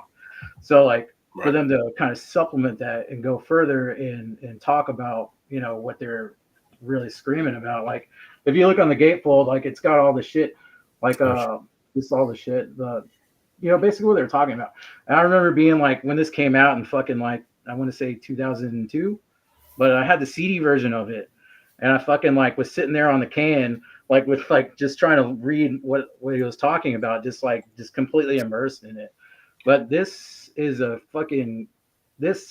a fucking goddamn monolith of like Texas hardcore, truly a snapshot of what was going on, because you gotta remember like fucking Junior, like all these images, he was kind of like, he was omnipresent at the time in Texas because we had him as a governor and then he turned into a fucking president. We fucking hated this goddamn clown. But like, after what had happened with 9/11 and to have a band like this come out with such a shocking looking record and also have the words to back it up, they know what they're talking about. It's fucking awesome. And like, and just the songwriting on this, it kind of goes beyond like, you can hear the Swedish and Japanese influence, but I think one of the cool things about Texas bands is Texas bands tend to take that and amalgamate it into its own little thing. It doesn't sound like anything else. So I think this is definitely a record that could probably only have come out of Texas, like then they got their own unique sound, and this thing just pummels from start to finish. But yeah, I never owned this on vinyl either, not the original. So I'm glad to have the reissue. Thanks, Will from Desolate, for hooking it up. But yeah, fucking this. If anyone's missed this one in the last 20 years, like this record's like fucking 20 years old now. Like definitely, it'll blow your fucking mind. Like it's especially when it came out, it blew my fucking mind. Yeah, it's a great record. I love that record. Like you were saying, like how like the pacing of the record is like really great. Just like how just how it's all just laid out, that everything meshes into the next song really well. It's a sick fucking record. It's classic.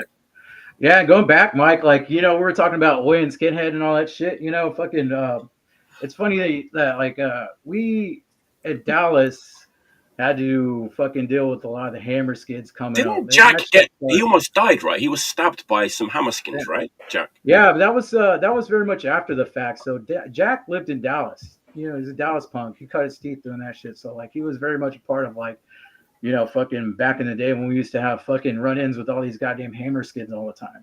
So, it wouldn't be uncommon to go to a show and get into a fucking brawl with some fucking hammer skins and shit like that. So that's very much where he came from. And, I think the urgency of that record, like the delivery of it is like, something I haven't seen in a long time. And I think it's, a very kind of like a milestone of like Texas hardcore punk. I was lucky to see them twice when they came to Japan. God, how many years ago was that now? I don't remember how many years ago it was, but saw them twice in Tokyo, even though I'm from Osaka. I was in Tokyo at that time, so I saw them twice. Once was at Earth Dome. Dan, you know Earth Dome, smaller club. I forget who played with them, but it's like a good lineup as you'd expect. I think that was Paintbox. Yes. Yeah, I think it Paintbox was. after Chelsea passed away. So yeah, that's right. And the funny thing was that during like World Burns to Death, the guy that we were just talking about, Sakavi, got on the stage. You don't see him do this kind of shit. He gets on the stage and starts like dancing to World Burns to Death. Yeah. Zach, the guitar player, doesn't see him. Zach swings round and clocks him right in the face with his guitar headstock. Man, you could hear the gasps from the audience because obviously, it's Sakavi. He just kind of timidly walked off the stage. It's like, I don't think he took him by surprise. He didn't know what to do. It could have been a bit of a moment, but yeah. Zach told me about that too, and he was just he realized what happened, and backstage he was just like, "Holy shit!" But Sakavi fucking loved it. He ate it up. He's fucking all those Japanese dudes are like just pure fucking sadistic, violent motherfuckers. Well, at least in that camp, they're fucking crazy. And then I saw them. Yeah, that was amazing. I just like, oh Jesus. Yeah. Like when World Burns to Death was playing live too, especially like when they were on, man, holy shit, dude. There was like nobody, like like Daniel was saying, they're one of those bands that were just completely peerless, And I saw them again. I think it was the next night or in the same week. They played at a huge place called the Liquid Room, which is like a 1,000 capacity place. It was like a festival. I think actually Slang played at that gig, and I think Extreme Noise Terror played as well. And then a bunch of Japanese hardcore bands like Tetsuari and Systematic Death and like maybe FOAD. So, man, seeing them on a big stage with like an amazing like Japanese sound system was amazing. Yeah. I saw Gauze at that same venue, man. It's huge, right? Yeah, it's wild. Crazy. Yeah. It's funny you say seeing World Burns to Death on this like big stage and all this stuff. The only time I ever saw them was when they did an East Coast tour with Slang after Chaos, and they played the basement of they played a basement in Baltimore. Yeah, actually, in Raleigh, they so there was a show at a bar, and there were a bunch of kids who wanted to come to the show. So Slang and World Burns to Death both played in my band's practice space for like 10 people, like at 4 a.m. A bunch of like 12-year-olds who had been like sitting outside the bar and they would let them in. It's like one of the best memories I have of hell yeah. Were they playing at Slims or something like that? Yeah, exactly. They played at Slims, and then all came to the practice space when Slims closed at 2 and just fucking ripped both of the bands. Fuck yeah, that's awesome. Yeah. That's great. They're awesome, man. And like, a lot of the dudes, I still keep in contact with them, and they're all, really fucking solid dudes. Like Jack's doing Enormous Door, and he's mastered a ton of fucking just really badass bands like huge bands like Dark Throne and shit like that. Frozen Soul, but he's also starting up like Helios. I think he's doing like a record pressing plant. So that's right. That dude's like fucking doing big shit after all this World Burns shit. And Craig's got his fucking his horror shop. He sells like t-shirts and horror memorabilia, and like it's cool because like I would go to horror conventions and run into him, and he'd have like a little bin full of records, and I would buy some from him and shit like that, like punk records, of course. But like, yeah, those dudes are all solid people, and this fucking goddamn record, and and like I said, when it came out in like 2002, it fucking blew our goddamn minds. Yeah, it was very important out here too. Was it on Hardcore Holocaust? Yes. Yeah. Actually, it was originally on Hardcore Holocaust. Yeah, because they were cool. Like headquartered in Richmond at the time, and so. Oh wow, yeah, that's right. Because Jay moved down to Austin after that. Yeah. Who was actually like, he was a lot of the reason why we got into a lot of Japanese hardcore too, because we kind of just bought whatever he had that was Japanese at the time. Yeah, I mean, I did the same thing, and like I met him when I first moved to Richmond because he was wearing a Gauze t-shirt, and like I just walked up to him and was like, this band? And he was like, yeah. And I'm pretty sure at that show, the Tribal War distro was there, and Jay was like, "Hey, they have bootlegs of this band Gizm over here. Like, you should buy that." Oh wow! Yeah, he's turned me on to some shit.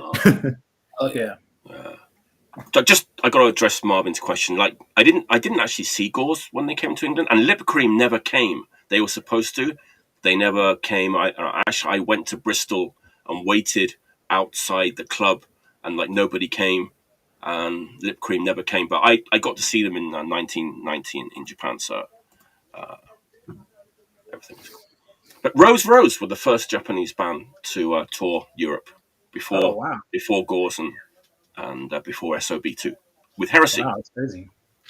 Yeah. Oh yeah. Wow. Lots of memories coming up tonight. It's great. My turn. It's pick. Yeah. For my next one, actually kind of interesting. You had a sludge band for your pick, Ooh. Mike. Yeah. It's a local band, Ancient Torture, Pittsburgh. But this is more on the corrupted coffin side of the doom sludge spectrum. Like, definitely has like a little bit of like some like early Autopsy kind of vibe to it. I don't know. It's cool. It's like plotting, but in like a good way, like in a stenchy kind of sludge. I don't know. Yeah, they're great. It just came out. They had their record release show and picked up a copy. Good shit. What's the name of the band? Ancient Torture. Ancient Torture. Yeah. Oh yeah. And who put it out? Our Ancient Future. Oh. So they did that Vicious Blade. I thought it sounded familiar. Okay, gotcha. They did that Vicious Blade. I'm not sure where the guy's located. He's either located here in Pittsburgh or maybe in Ohio somewhere. I'm not exactly sure. I don't know. Got some vocals. Like, oh yeah, that. But yeah, like that coffin, like coffins. Talking to the Scott, the guitar player. He's like, yeah, no, like it's coffins, doom with like that, with like the heavy, like slower than mid tempo D beat, like real like driving shit. Nice. So like the artwork is like black and red, and like almost like kind of is it like, are they going for like a more like war metal kind of, or is that just no? It's kind of like kind of gory, like kind of like old like medieval art kind of medieval kind of spenchy thing with like executioners and gore and all kinds of shit. Hell yeah. It's real sloppy, splattery, heavy shit. I don't know. Yeah, I don't know. They're great. Check them out. Ancient Torture. I do like Coffins, Japanese band. Yeah. Oh, dude, Coffins is great. They're one of the best ones that do that style. Yeah, absolutely. And I think they just came out with a new record. They did, yeah. I think it's on Relapse. I think. Okay. If I'm not mistaken. Yeah. All right. I got to tie into our man Jack Control with this one, which that's not too surprising to find out that he was involved in this, but it might be surprising to some people. I'm going back to like UK, like 77 punk. I know what you're talking about.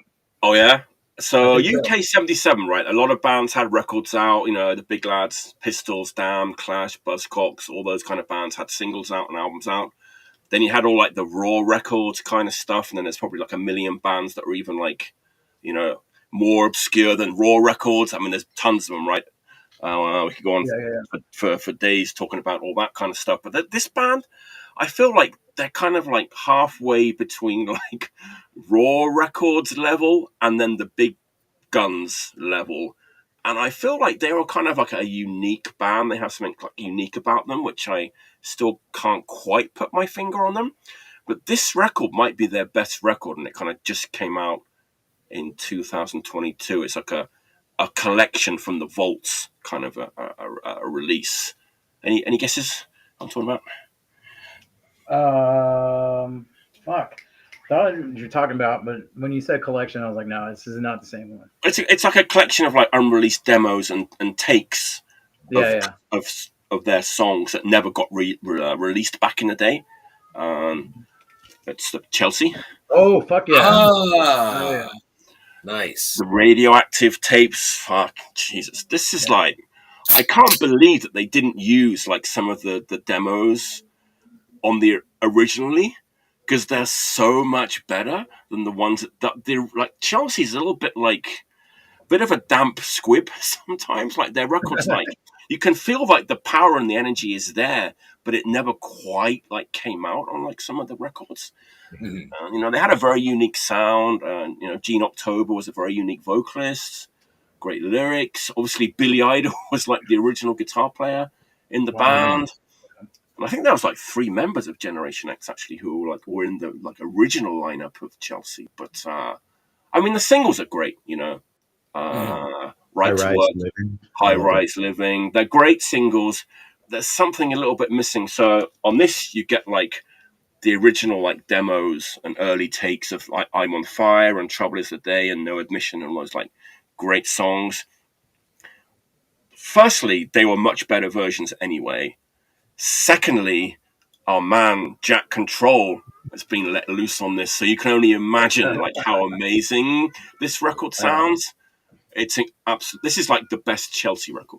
I'm going to put that out there. Like absolutely. And what label is that on? It's on a label called Gutterwail Records. And you know what? You know that band Mad Parade, like American band? Yeah. I always thought like they were a little bit influenced by Chelsea a little bit, and like 999 and Chelsea.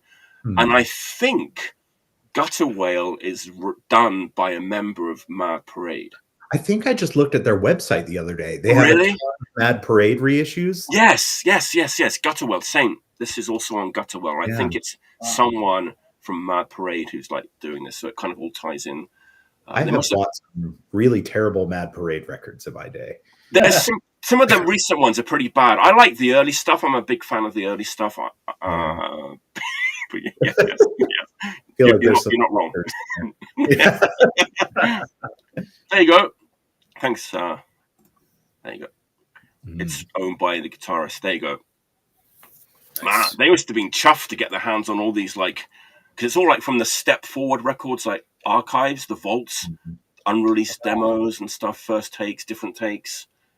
That's fucking sick. So the Falls label for a moment, Step Forward Records.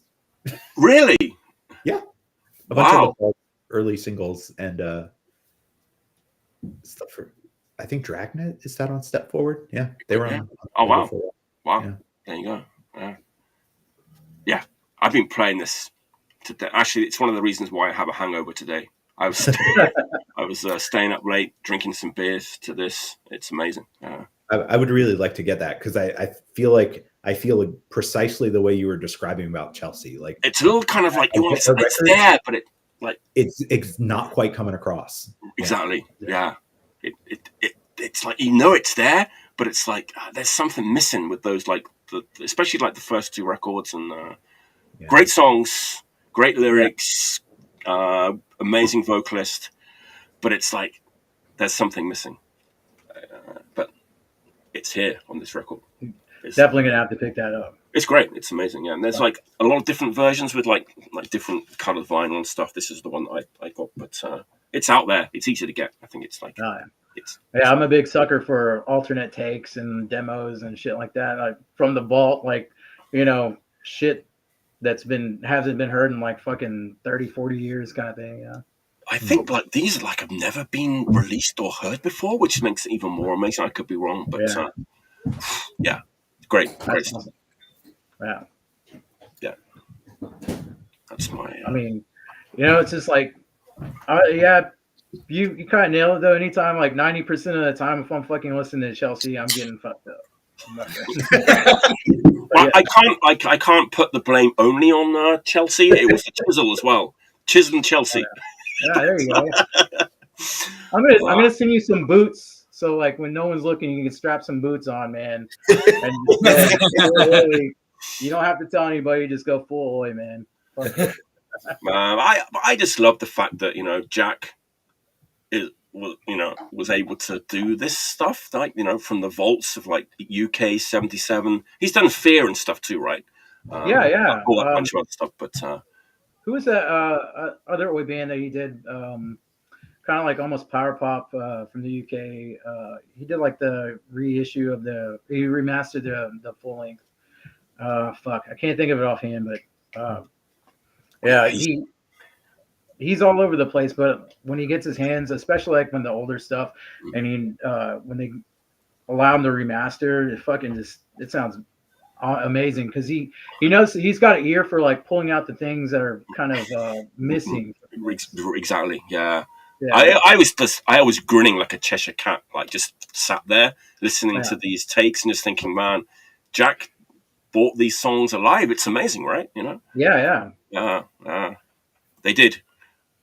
Chelsea did have a appeal session, or at least two. So there you go. Yeah. God, that's gonna kill me. I can't remember what record I'm thinking of, but he did the same shit with that. A 77 punk band? Yeah. I think they're from the 80s, actually. But, okay. Yeah, he's done a lot of stuff. We'll talk about it later after. Yeah, or someone let us know in the comments. All right. Daniel, continue with your theme. Cool. All right. This journey we're on, man. Theme and a theme. There are themes inside a theme.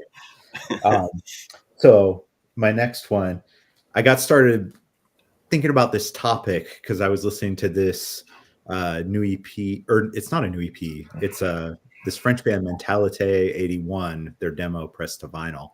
And I thought this was really good. It's, members of that band Syndrome 81, but I was going to ask you if it was connected with that band. Yeah. They are. I think it might just literally be the same band or just members of that band, but they're kind of trying to do more of a US hardcore thing. It's like 3 songs in 3 minutes, and really what they're trying to do, it sounds like to me, is rip off Minor Threat. And so that got me thinking about Minor Threat. Minor Threat. Since we're going to talk about Minor Threat, that's how it relates to my larger theme. Minor Threat's one of my favorite bands, but I thought I'd bring in some eye candy. Got a first press filler here. Nice. Got the In My Eyes on the red vinyl. Oh. No, I feel like people are shy about showing off on this show. So I'm trying to bring some, out of step with the black back cover, first press, different mix. Gotta have that. Okay. There was a podcast recently. Everybody's been talking about the podcast where Ian describes the recording process and everything. I think a lot of people probably listen to that. I listen to it too. But yeah, I actually haven't listened to that podcast. I listened to the other recent one he did on the guy from Drew Stones. That one is terrible because he keeps interrupting him. The other one is the opposite. The guy edited his own voice out of the podcast. Oh wow! Yes, so it's only Ian talking. It's amazing, actually. Yeah. I need to listen to that right away. Yeah. But so thinking about bands that ripped off Minor Threat, I should have had an even bigger stack because the first 2 bands that come to mind when I think of ripping off Minor Threat, I think I don't own their records anymore. Uniform Choice and Second Wind, who ripped off Minor Threat so hard they got one of their members also covered Wire on their album. Second Wind. I've not heard of that band. Steve Hanschen from Minor Threat was in that band. Oh. They were a DC band, sort of blatantly Minor Threat inspired. Like I said, down to covering Wire. Yeah, What? Uniform Choice, I think, is actually that Syndrome 81 sounds a whole lot like Uniform Choice. Oh wow, I love Uniform Choice. Yeah, I really do too. I'm surprised that I don't have the records because I've owned both of those records, and probably at some point I got like pretentious about it, and I was like, oh, fuck this! Like, why would I listen to this when I could listen to Minor Threat? And Unity too, right? Unity, which was it before Uniform Choice, or I think both before and after somehow. Right. I don't know. Blood Days is like after, right? And then the other stuff, there was stuff before, and yeah, I've never untangled that knot for myself. Me neither. We'll have to get to the bottom of that someday. Yeah. So another band I think kind of people said ripped off Minor Threat, this Japanese band Milk from a couple years ago. That's a recent band. Yeah. A current band. We have another band from Japan, older band that also ripped off Minor Threat, Mincoil. Yeah. Oh, I have the Mincoil 7-inch. Yeah, for sure. Yeah. I did not think of that one, but I wish I had Milk's LP. That like was really, really hard to get in the States. Their records go real quick, like they sell out real quick. Yeah. But for me, what's your pick? Best Minor Threat ripoff band of all time, also from Japan. Oh, I saw this band in, I'm pretty sure, 2001. Can I take a guess? Please. Total Fury. Total Fury. Yeah. Man, so this band played in 2001 and like literally I think changed my life. Like cuz 2001 was maybe like 2 or 3 years before like Direct Control and like the whole like No Way Records thing started, when like people were just like, we're going to go like full fucking retro and just pretend like we're in the 80s and try to make like the most authentic sort of reproduction of 80s hardcore that we could do. And Total Fury were the first band that I ever really saw do that. Like they came on stage. I think the show I saw was with Limp Wrist and The Oath, which was like the first version of Limp Wrist, which I don't even, was kind of a different beast. But yeah, they were all wearing like vintage t-shirts before that was a thing, like cut off sleeves, flannels, high jump, like Heresy the whole fucking time.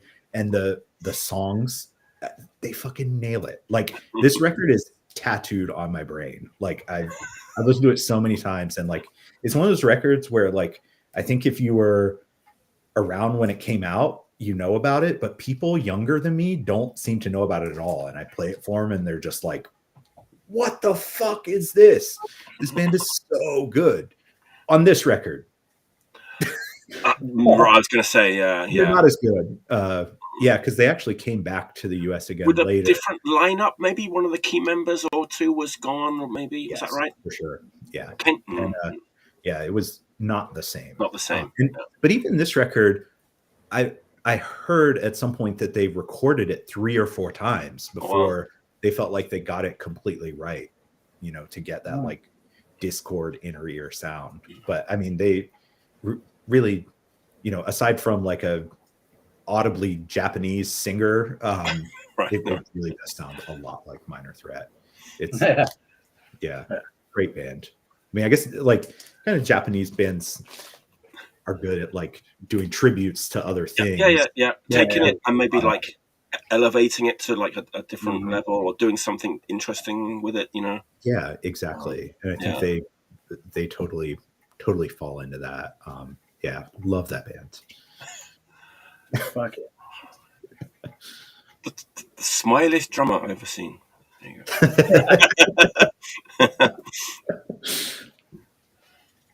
Fuck yeah. That's funny, because I was going to say this actually. Diogo kind of mentioned it. Even though they were kind of going for the Minor Threat, it kind of looks like the 3 record or something like that from like later period Discord cover. Yeah, the aesthetic of it is it's not the early 80s. And then the record they did after this, I remember it. You know, they were trying to do more of a Boston sound, and that one had a very like SSD inspired layout. But I always thought this was a very like classy looking record. It has like the metallic silver print and everything. Because there's a US pressing that has a different cover that I don't like nearly as much. Daniel, who put that out in Japan? What label put that out? Dan-Doh, I think. Okay. Okay. Nice. Discord Nice. ripoff Nice. logo. Yeah. That was a good label when they were around. Dan-Doh Records. Yeah. Fuck yeah. Yeah. I'll bring it back. Yeah. Insane Youth. Yeah. Oh, yeah. Are you not a Total Fury fan, Mike? Well, you know what? I was like, I was a Mink Oil fan. These guys are just ripping off Mink Oil. I just think they came around at a time when I was just very, very like Hold on, full Dad. in with full in like with the other kind of the more like Burning Spirits thing. That was what I was fully committed to, and like US style hardcore made by Japanese bands wasn't really like my thing when they were around. But I kind of like to get that record back. I had it at one point. I think it would probably sound better to me now than it did at the time. Yeah. I think it's really held up. Yeah, because I feel like the context it came out of was like I was super into that band Tear It Up at the time. Right. And it was that kind of like Y2K thrash era. And it was like those bands were really like repping a lot of early 80s hardcore, but they hadn't like dialed in the sound perfectly. Right. And I think like Total Fury like did.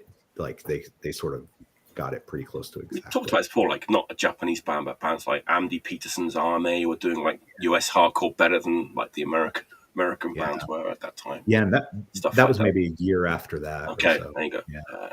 Yeah. And I mean, another band that I was just like, fuck yes. Like, I love this. I mean, it's just like, you know, it paved the way. And then when like, you know, a year or two after that, like Direct Control started playing, and it was just like, that was like my life for like the next 10 years was just like US hardcore. It's like all I wanted to know about.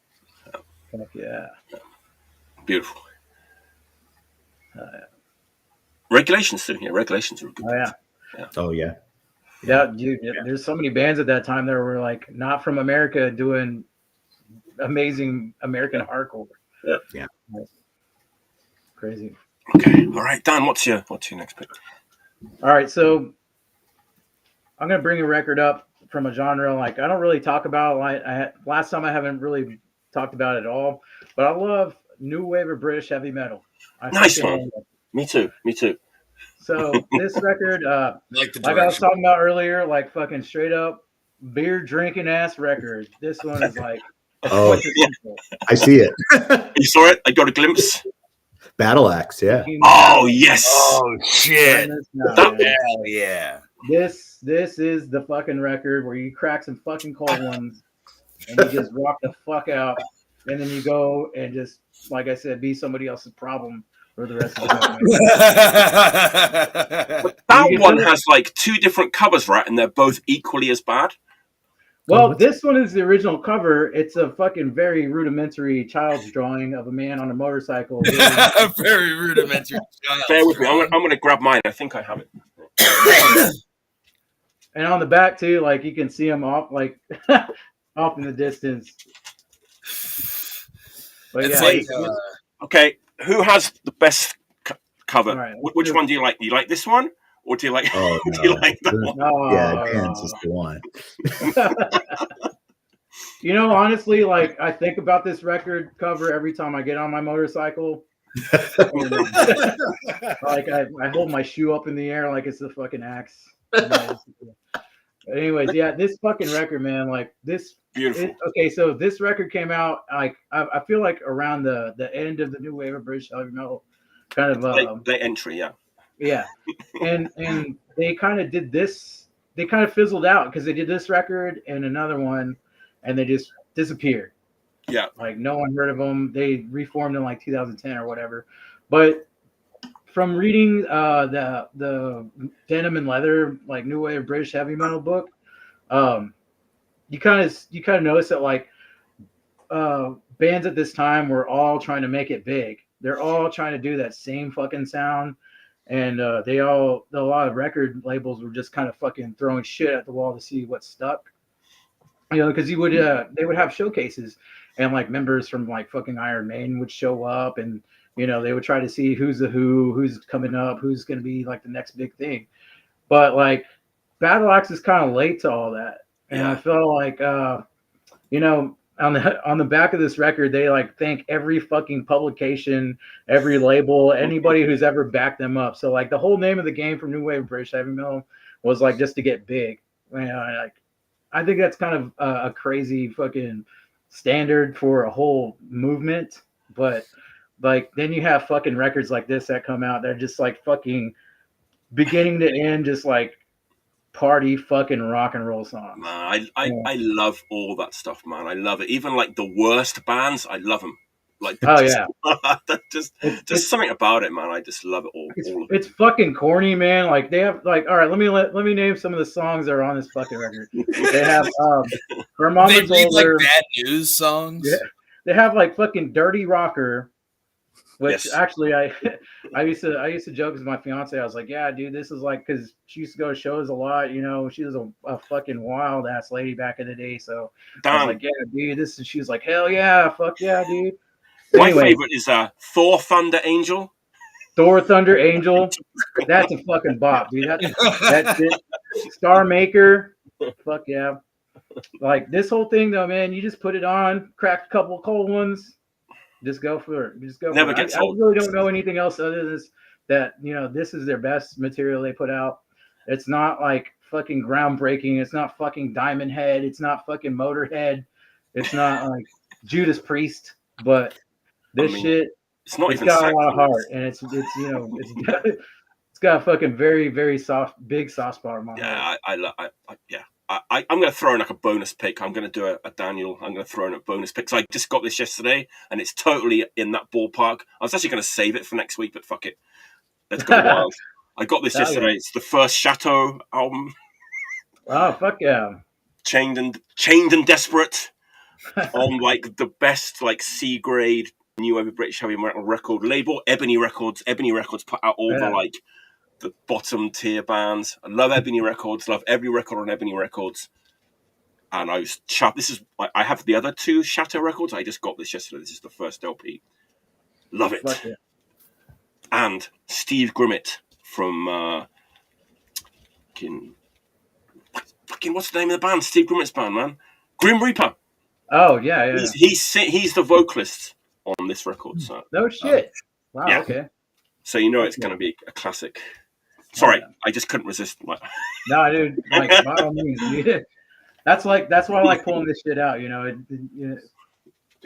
it's fun. There you go. That's one of my picks for next week.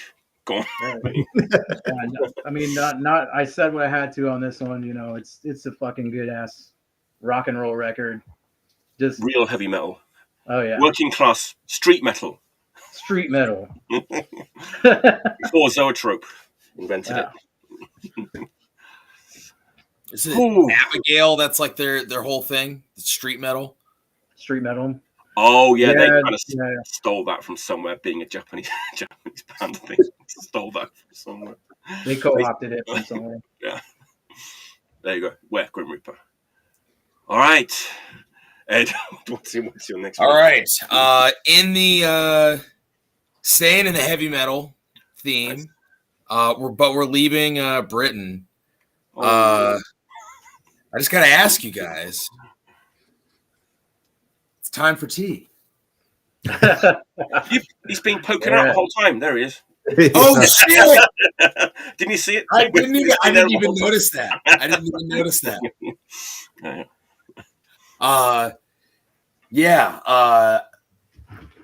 What, dude? What? That record is wild. What's that? That record's so wild. I bought it when I was like 18 or something, and I was just like, "What the fuck did I just buy?" It's so. It was the first I'd ever heard of like King Diamond or Merciful Fate or any of that, and it's so crazy. Dude, it's like so. Like my introduction to King Diamond was Abigail. And so like that was like Abigail, like that's like 22, 23. Like that was the fucking record that I was just like is like the defining record of like metal records from here around then. So it's like, but then I eventually got around to them, and it's just way more over the top. Like from like the intro, like the like the horror movie intro, like Exorcist sounding shit, like the recurrence of fucking drinking tea with mother and grandmother, and just an absurd record. But it fucking rips. And Mickey D. Yeah. Mickey D on And all things go back to Motorhead. Yeah. Can you show the back cover of that record? I feel like I remember it. It is artsy. Is it like the guitarist like standing in front of a mirror or something? Yeah. Oh man, I haven't seen it. Yeah, standing for a mirror, and then Pete Black has a harp. Oh yes, the harp. Oh yeah, dude. Yeah, dude. It's like glamour shots, and then King in a fucking straitjacket in a wheelchair. Pure class. Awesome. King Diamond lives in Plano now. What's that? King Diamond lives in Plano, which is like a suburb outside of Dallas. Really? Yeah. No I've heard shit. stories of like people just running into him at the fucking grocery store and shit like that. Damn. While I'm like, I asked him too. I'm like, what did you see in his basket? Like, what was he buying? I've never gotten an answer. Yo, what is my man King Diamond eat, yo? He's running on them hot pockets. Come on, dog. Like, is he a ham and cheese hot pocket kind of guy, or is he a classic pepperoni pizza? Yeah, these are important questions. We got. I reckon he's a vegan. Oh yeah, I think he probably is. You know, I know he's healthy. A healthy guy. Yeah. I bet he's like a straight edge vegan. Old UK. I mean, it would make sense. I know he was having like heart problems. A few years ago, he had to they had to cancel like a few shows. I think. Oh yeah. Yeah, because he was having something to do with heart issues. Somewhere around when they were doing it was like the 25 or 30 year of Abigail. He did a whole like world tour thing with that, or at least in the States.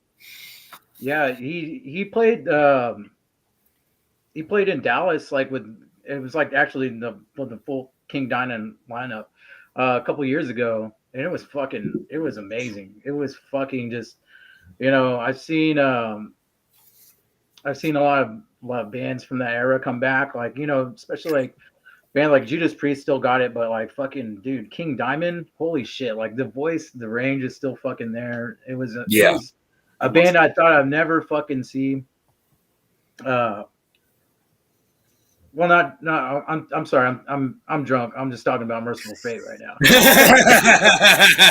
But anyway, King Diamond still got it. I gotta tell y'all. Yeah, but vocals, he's still there, right? Range, so. That was a tour that Midnight supported, right? Is that right? I think so. I showed up late to that show. I've seen, like, the good thing about Dallas is Midnight has come through almost every time they fucking tour. So, like, including actually the first tour they ever went on with like Toxic Holocaust when they came through with Dallas. It was fucking awesome. Yeah, it's very, very cool. I can't wait for their new record. I've heard a couple of tracks and man, it's amazing. Great stuff. Yeah, I love fucking Midnight, man, but I wish they would, like, you know, I have a soft spot for like all their earlier stuff. Yeah, they're not going to go back to that right now at this point. Yeah, which is fine, you know. They've been a band so long, you know, you're going to do new things and shit. Yeah. But, and that's not to discredit any of their fucking albums that they put out since too. Yeah, I mean the early stuff's the classic stuff, and you know they're like. Now I'm not saying they're Motorhead or nothing, but you know what I mean. Like all the records are good, but it's I don't know, formulaic. They have a formula. Yeah, they have a formula. Yeah, they have a formula. You know what I mean? Like they're writing every fucking record they're doing. It's a fucking Midnight record for goddamn sure. Yeah. I appreciate that. We know what you're gonna get with a night. You're not gonna get any fucking Midnight ballads. Not yet. Maybe 4 or 5 years down the road, you might. I mean, that would be kind of tight if fucking Midnight did do a disco album. Jamie, every rose has a squawthorn. All right, last round. We've been having a bit of a party with like Battle Axe and the King. I'm going to bring bring it down a little bit. This is like super depressing, like downcast, forlorn record. If you like Quaaludes and gin, it could be a party. I don't know. But like, I'm hoping someone in the comments or someone here knows this record. It doesn't matter if they don't.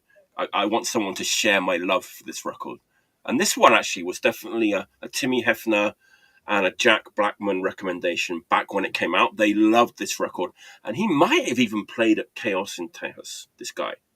I'm not sure. It seems like he would have, because I know that Timmy was a huge fan of this guy when this record came out. 2012, White Denim Records. It's kind of a one guy kind of project. And I'm worried because Daniel said he didn't like country music. This isn't a country record, but there's something that has kind of come from country music that has been put into this record. I knew that's what it was. Ah. Really? I Nice, just man. I remember like Timmy talking about that on the HRPS board. Yeah. Dawn Gibson. Look at that. All hell. Man, how do you just fucking describe this? Basically, I think it's a kind of solo project. It's not his real name.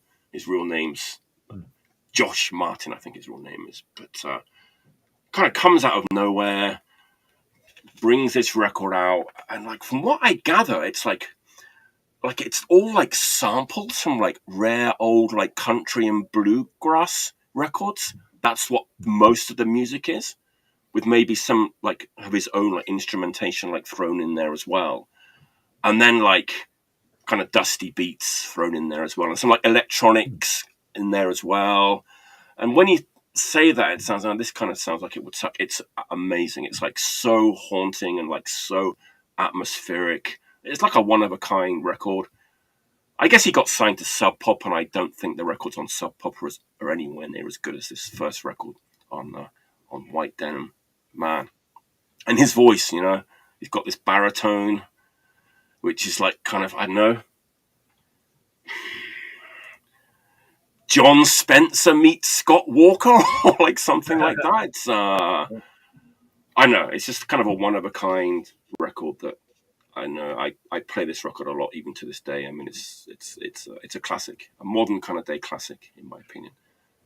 And I want to kind of get to the bottom of like how he put this record together. Like I haven't read any interviews, but from what I gather, it is a lot of like samples from old like bluegrass and country records that he manipulated and did stuff with. Oh wow.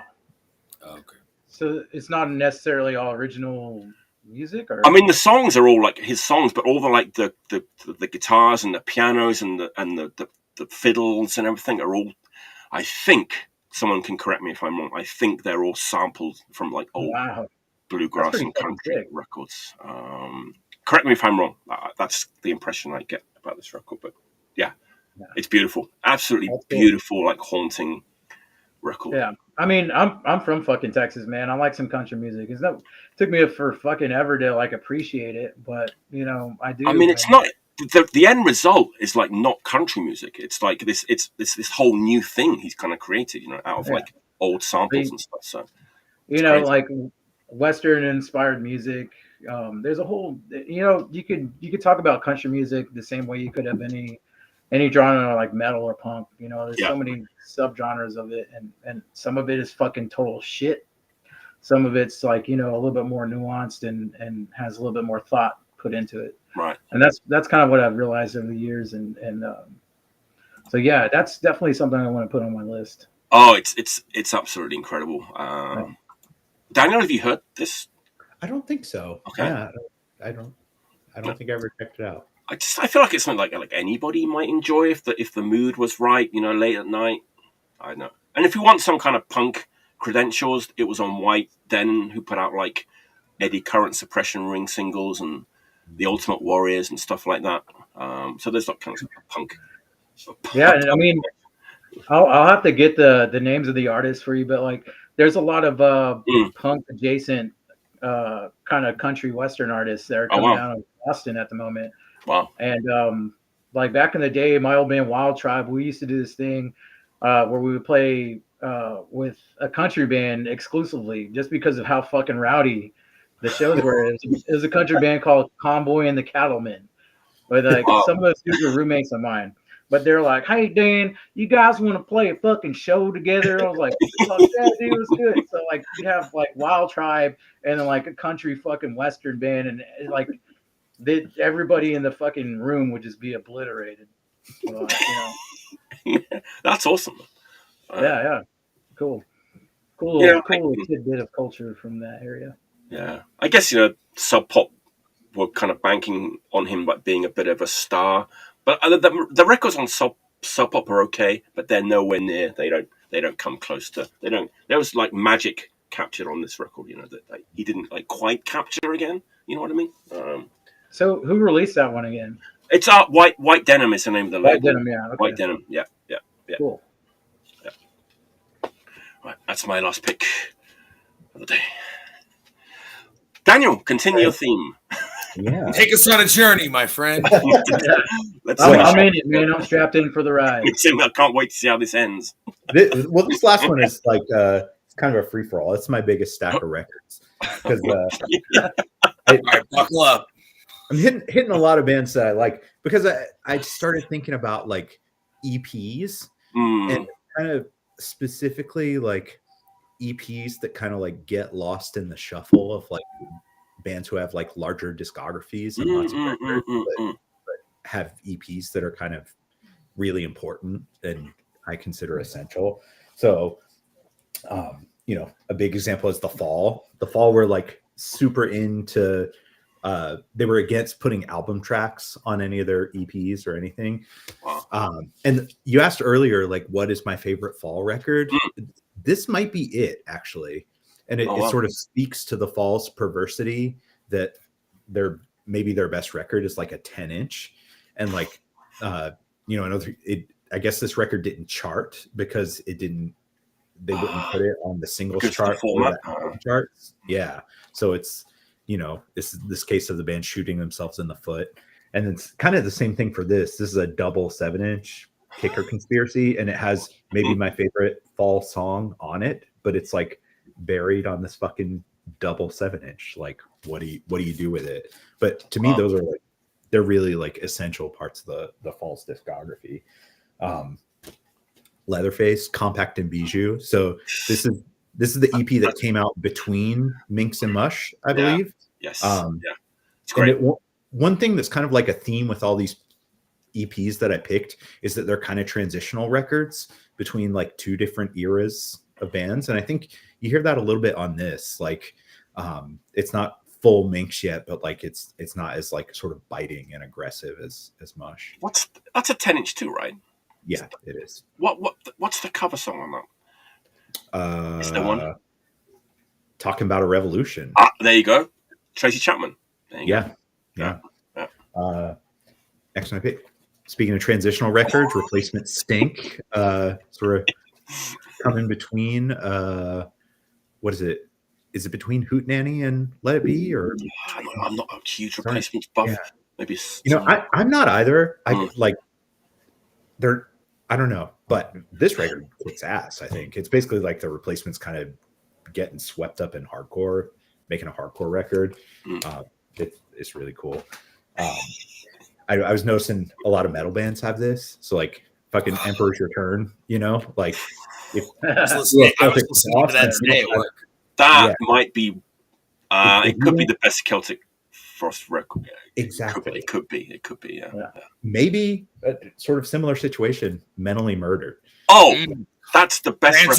That's the one I was trying to remember, which the Napalm Death record. That was the transitional one. That took them from enslavement into the 90s.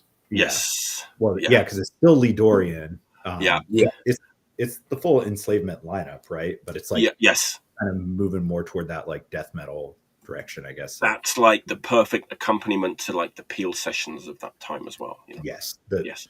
Napalm Death Peel sessions are very new with that shit, man. Untouchable. Yeah. But then the one I actually chose as my pick, I think it started this because I just had a hankering to listen to this record the other day. Dead Kennedys In God We Trust. Nice. And like you know, these EPs, like in the CD era, a lot of them got like put on Tacked on? tracks. Yeah. So like I remember my you know, the first time I had these were bonus tracks on Plastic Surgery Disasters. Oh. And it's like Plastic Surgery Disasters and this are such fucking great records, but like together, Different.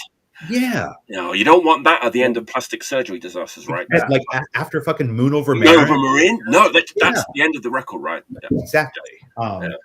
But yeah, I just like, for some reason I woke up the other morning, I was like, oh, I need to listen to In God We Trust. And like, I thought, yeah, it rips. I mean, it's like sort of like the Replacements. It's like the Dead Kennedys getting like going full on hardcore, basically. Yeah. But yeah, I was listening to it and like Religious Vomit, man, like the lyrics, it's just like growing up as like a kid in the South, it just made me think about how like transgressive it was to like be like all religions suck. You know, like, religion doesn't like, it doesn't bother me. I don't fucking give a shit anymore. Like it doesn't impact me, but it was like inescapable when I was a kid, you know. I felt like this oppressive force that was like, you know, getting in the way of the life I wanted to live or whatever. Yeah. And like, yeah. this, I was just like, fuck yeah. Like, yeah. And like, even like, when I pulled it out and I was like remembering the songs on it, like, you know, Rawhide, like it should it's a little goofy, but like it still rips, you know. It's very well suited to the Dead Kennedys style. I was also thinking about how they redo California Uber Alice on this, and they like changed the names of the politicians and stuff because I guess Reagan's no longer the governor and Jerry Brown is, but it's like it's the same song, but they just play it like faster and meaner and gnarlier. It's I love the Dead Kennedys. Like they're another one I don't know. Maybe they wouldn't be in the running for like my very favorite band, but there's just like so much meat there, particularly with like, you know, the first like 2 albums and like the EPs around it. That's just, man, they were a fucking great band. Plastic Surgery Disasters is absolutely incredible. Yeah. There's no other record like it. Like, no, it's dark. The complexity of the music, and it's so ferocious, but so like tight, precise. Oh, it's one of my favorite records ever. That record hit me the same way it did you too, because like, you know, back when I first heard it, I was a fucking teenager, and it's very like Dead Kennedys is one of those bands that are a very thought-provoking band. Yeah. Where you have to like, when the more you listen to it and you realize like, oh, they're really actually talking about some shit. Yeah. And coming to a teenage mind was a huge thing, you know, and not just that, the music's fucking sick as fuck. But yeah, it's like back then that was like fucking, you know, a really big deal for me. So yeah, they just like spoke to me, and even like, you know, whereas like Crass maybe like a bit over my head and sort of like not really dealing with my concerns as like a teenager or whatever, but Minor Threat entities. Yeah, I think that you know, I think regionally too, you know, Crass talked a lot about things that were relevant to all of us, so things that we could relate to. But I think that myself personally related more towards what Dead Kennedys were talking about, because they spoke a lot about like right-wing politics and rednecks, and both things were still a very big part in Texas. Yeah. Same. It's funny because being from England, I wasn't really sure what a redneck was, you know, and all these American like pop culture references and stuff, you know. But I knew the music was amazing. But there are a lot of references that I didn't, you know, really understand. But yeah, man, I'm going to play Plastic Surgery Disasters tonight. Okay, I am too, man. As soon as we get off this. Oh yeah. After the 3 hours that we're going to spend after the show. Oh yeah. The ceremony. Well, I mean, but after the gig. But after the gig, the Patreon content comes into play. All right, Dan, what's your last pick? All right, cool. So I'm gonna flip it heads or tails because I got 2 records I want to talk about. Well, I mean, the man before you just showed 10. So. All right, Ed, call it heads or tails. Ed. Eds or tails? Eds or tails? Eds. All right. Ed Big Head. It's tails. It's tails. All right. So heads was God Save the Green. Nice. I fucking love that record. Rockin' Sweden, second LP. Tails. Weed-based Japanese hardcore. This fucking Scorpion. In trance. Hell yeah. This fucking record. Life is like a goddamn river. I'm gonna preface this right now, dude. I can't do as good a job of talking about the Scorpions as Matt did. Mine did a track breakdown of every song. Yeah. There's no way in hell I can pull that off. That's really fucking right. But yeah, so this is the second Uli record. Yeah. If you know me well, you'll fucking sit in a room and I'll fucking at least punish you once or twice about how much I love fucking Scorpions. Oh, dude. This is one of my favorite just hands down one of the best goddamn rock and roll bands ever. Fuck yeah. So this album, I think like Uli John Roth, I don't know what the fuck he was on at the time, but he was like doing some fucking fucked off like crazy shit with his guitar solos. Yeah, he was a big Hendrix fan. He was a Hendrix guy, right? That was his So like they have similar, like he has like very much cascading kind of solos when it comes down to it, and they come in the right part, and like the songwriting is fucking amazing. Those 4 albums that Scorpions did I put them up there with like bands like Thin Lizzy. Although I will say I'm a bigger Thin Lizzy fan. Like this shit that just speaks to me in a way that like, you know, like when Klaus starts wearing the funny hats, it's a little sus. But I still like fucking albums like Blackout. You know, I love that shit. But like these albums, especially in trance, dude, Fly to the Rainbow and Trance, Fly to the Rainbow, dude, Virgin Killer, Killer. All classics, dude. They're amazing. Yeah, so they can do no wrong. These are all fucking bangers. There's like only a couple songs that are actually like traditionally driving rock and roll songs on here. Like the first one, fucking Dark Lady, that fucking for some reason. Yeah, they like. I think they let Uli sing on 2 of these tracks. I'm surprised they even let him sing in any fucking songs. I know he's not a good singer. Oh man, all right, let's be honest. Can we be inconsistent? He's kind of an ass vocalist. Have you heard the Uli John Roth solo records? Electric Sun. He's like wild. He's like all over the place. Like I have to I love Uli John Roth. I think he's a fucking goddamn guitar god. But I have to suffer through anything Electric Sun.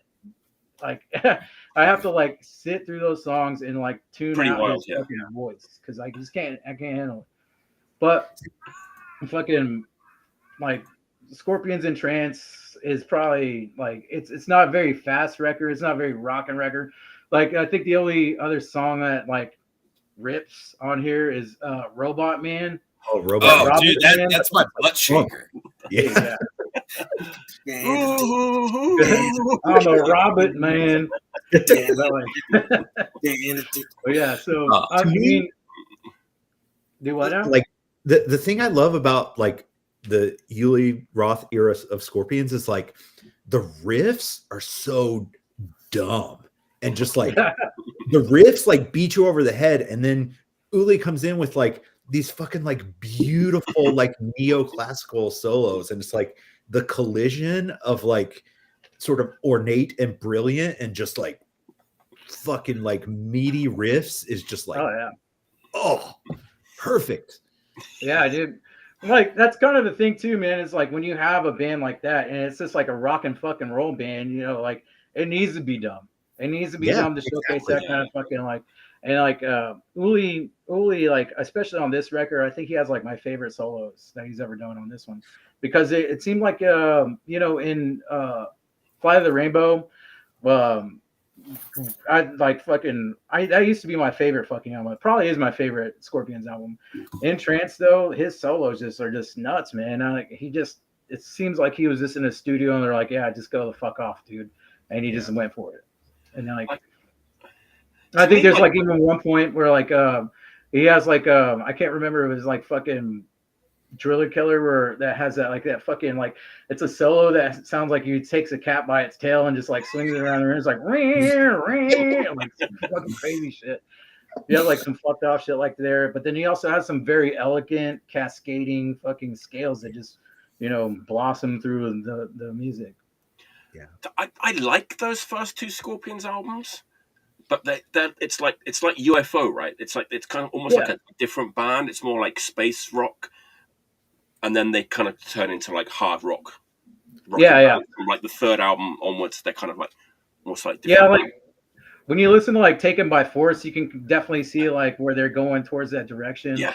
And like I said, I like fucking I like a lot of the records that they did after that. But like there's those 4 albums, I guess 4.5 if you consider Tokyo Tapes. But like, they're fucking. It's Uli John Roth and like you mentioned UFO. Like, Michael Schenker's brother was in the band at this time. He still is, I think. Rudy, yeah, Rudolph. Love Drive is amazing too. Love Drive is great. I'm a big Love Drive Blackout. I don't know why I like that. Blackout is fucking great, man. Like Dynamite. I fucking Bay City Nights, dude. Like, there's a venue in Japan in Hakodate, first time we played up there, called Bay City Streets. There is so, one, yeah. So we were playing up there with Crude, and we're just like fucked up. We're like Bay City Streets, like standing on top of their fucking tables. They're just like these assholes, man. It's funny. I love it in these episodes where we go from like very like serious like DIY like political punk 7 inches to like freaking out about like the Scorpions and like air guitaring to like stuff. Yeah, I gotta say, like Taken by Force, I think has emerged as my favorite in my. That's a good one. I love it. Still the Charon. Yeah, that's the song. Have you seen like the alternate jacket for that? I think it's Japan only with the guys with the guns in the graveyard. Yeah. I have like all the variations, all the naughty like Scorpion. I was some of the naughty on CD too. The naughty ones on CD. Like, why do I have this? It's great, right? Yeah. All right. Wow. All Scorpions talk. One of the best. One of the best to ever do it. All right, Ed, it falls upon your shoulders. A weighty responsibility to follow up the score. Feel the weight. Feel the weight. Feel the darkness. We actually before the show we talked about this band, but it's not the record that I talked about. It's not the record that I talked about. Okay. In my opinion, they are my favorite U.S. hardcore band of all time. And this is they all when you hear about this band, you hear about the first 7-inch, their first record, their first LP, and then their third LP. Poison Idea War All the Time. Nice. Ooh. Yeah.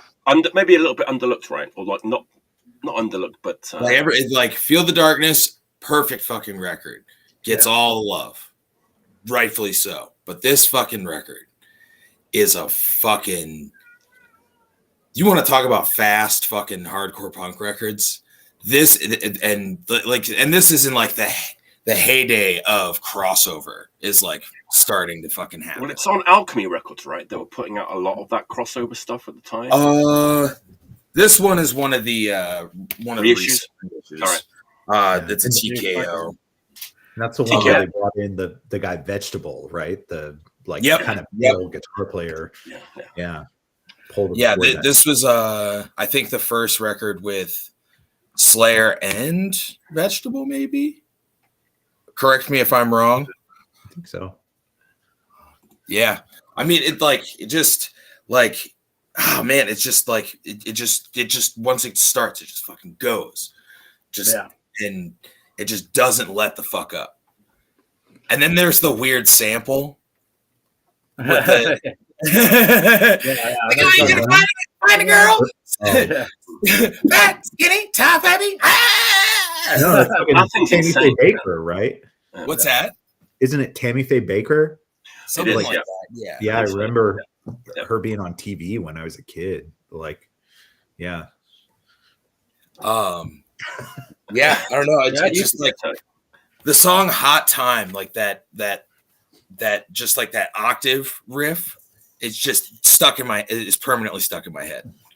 You know what I mean? Like when you hear those kind of like the tragedy octave riffs are just like it just burns itself into my burns it into my skull. I mean, it's probably why I like Burning Spirit hardcore too.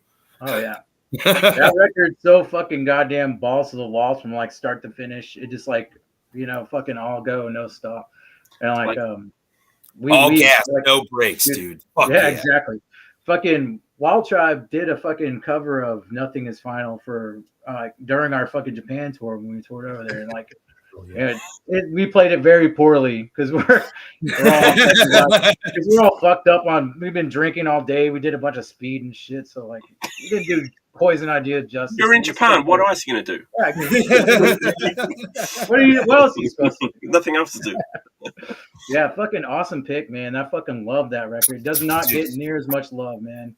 I've been wondering this. Like, you know how like Jerry A was a big like Gizm fan, right? Mm-hmm. Yeah. Oh, you know how like Sakavi got like really, really good like metal musicians to play in Gizm?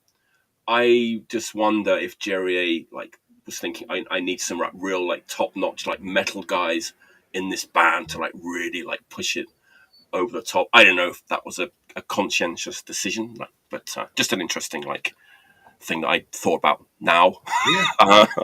Yeah, I don't know. Yeah, totally. Because they're total metal guys, right? Oh, I mean, it sounds like those records that Poison Idea did during the '90s were they still fucking sound very '90s, So like, when bands were fucking doing a lot of crossover and more metallic sounds, and like it seems like it would be more of like a natural progression as far as like the hardcore was. But I don't know, I might be wrong. I don't know anything about that. I mean, I don't know. It just seems like there was like these obvious like metal musicians that he brought into the band. Yeah. Bunch of long hairs, man. Long hairs playing hardcore. You gotta love it, dude. Fuck yeah, of course. Man, I was gonna pull out that Mayhem record, like the Slay Hippies, like metal band that all those guys were in. Mm-hmm. It just kind of has a similar feel to it. Like I mean the Japanese hardcore influence in Poison Idea is like it's very obvious. I would say they were one of the first bands to bring that in, right? First American bands to bring in like Japanese hardcore influences. Yeah. Like I was talking with a guy on tour months ago, and he was basically like, yeah, I feel like Poison Idea is just a Burning Spirit band. They're the American Burning Spirit band. And I was like, all right. I was like, all right. But I feel like they're all like pulling from each other, Yeah, like, exactly. Forward. But I mean, it's just like the crazy guitar work is just right. When you hear like the quintessential stuff, it's just crazy metal guitars over fucking punk. It's awesome. Yeah, there's definitely a mutual respect there, and like anytime I talk to when I've had discussions with like Japanese hardcore dudes, so like especially the Burning Spirit dudes, we talk about our influences and shit. They're influenced by fucking Poison Idea. Yeah, yes, yeah, absolutely. They pull their influence from Poison Idea rather than the latter, which is kind of crazy to me because like I wouldn't know. Like you could tell, like you think of like Poison Idea, you're like, oh yeah, this band is definitely fucking influenced by Japanese hardcore, and you can hear that. But like on the turnaround, they're also just as much inspired by Poison Idea, which is fucking insane to me. I think the big ones from America that Japanese bands were influenced was like Poison Idea, Crucifix, Final Conflict, Battalion of Saints as well, I want to say, and Misfits actually as well. Misfits. Yeah. And I mean, we could go on, but like they were definitely the big ones. I would say. Yeah. Final They're also influenced by a lot of UK stuff too. Yeah. And BGK was one of like Chelsea's biggest like influences. Yeah. And also, like going back to what we were talking about earlier, the fucking Burning Spirits dudes, all those motherfuckers love oi music. They fucking are just like, that's where all the gang choruses and stuff come in, right? Oh yeah, it resonates with them, and I see why, because I mean I like it too. But wow, that was a great episode. It was that was a journey, a classic. Journey. That was a journey. We made it. Sadly, this journey must come to an end for our viewers. But we'll probably carry on chatting for a little bit after the show. Let me just announce next week's show before we go. Sean Connell, Man is the Bastard, Pissed Happy Children, many other bands. Andrew Orlando, he was the first in tonight. He'll be the first in next week too as a guest. And Mike Hill from Tombs, Relapse recording artists. Tombs. Mike Hill also coming on next week. Friday, March 8th, 10 p.m. EST. As always, thanks for tuning in, everyone. Great audience tonight. Lively chat. We like a lively chat, right? Oh yeah. Hell yeah. Oi, brother. You know, oi is like it just means hey there. Hey, yeah, it's just hey. Hey there. That's what it means. I always said that like an American punk band should start like a hey punk band and say hey instead of oi. And then I said that to someone once and they were like, that's just rancid. Oh, dude, that's the Ramones, man. The Ramones to me. Ramones too, yeah. All right. Oh, yeah. All right. Okay. We're signing off now. Thanks for tuning in. See you next week. Until next time, stay healthy and stay clean.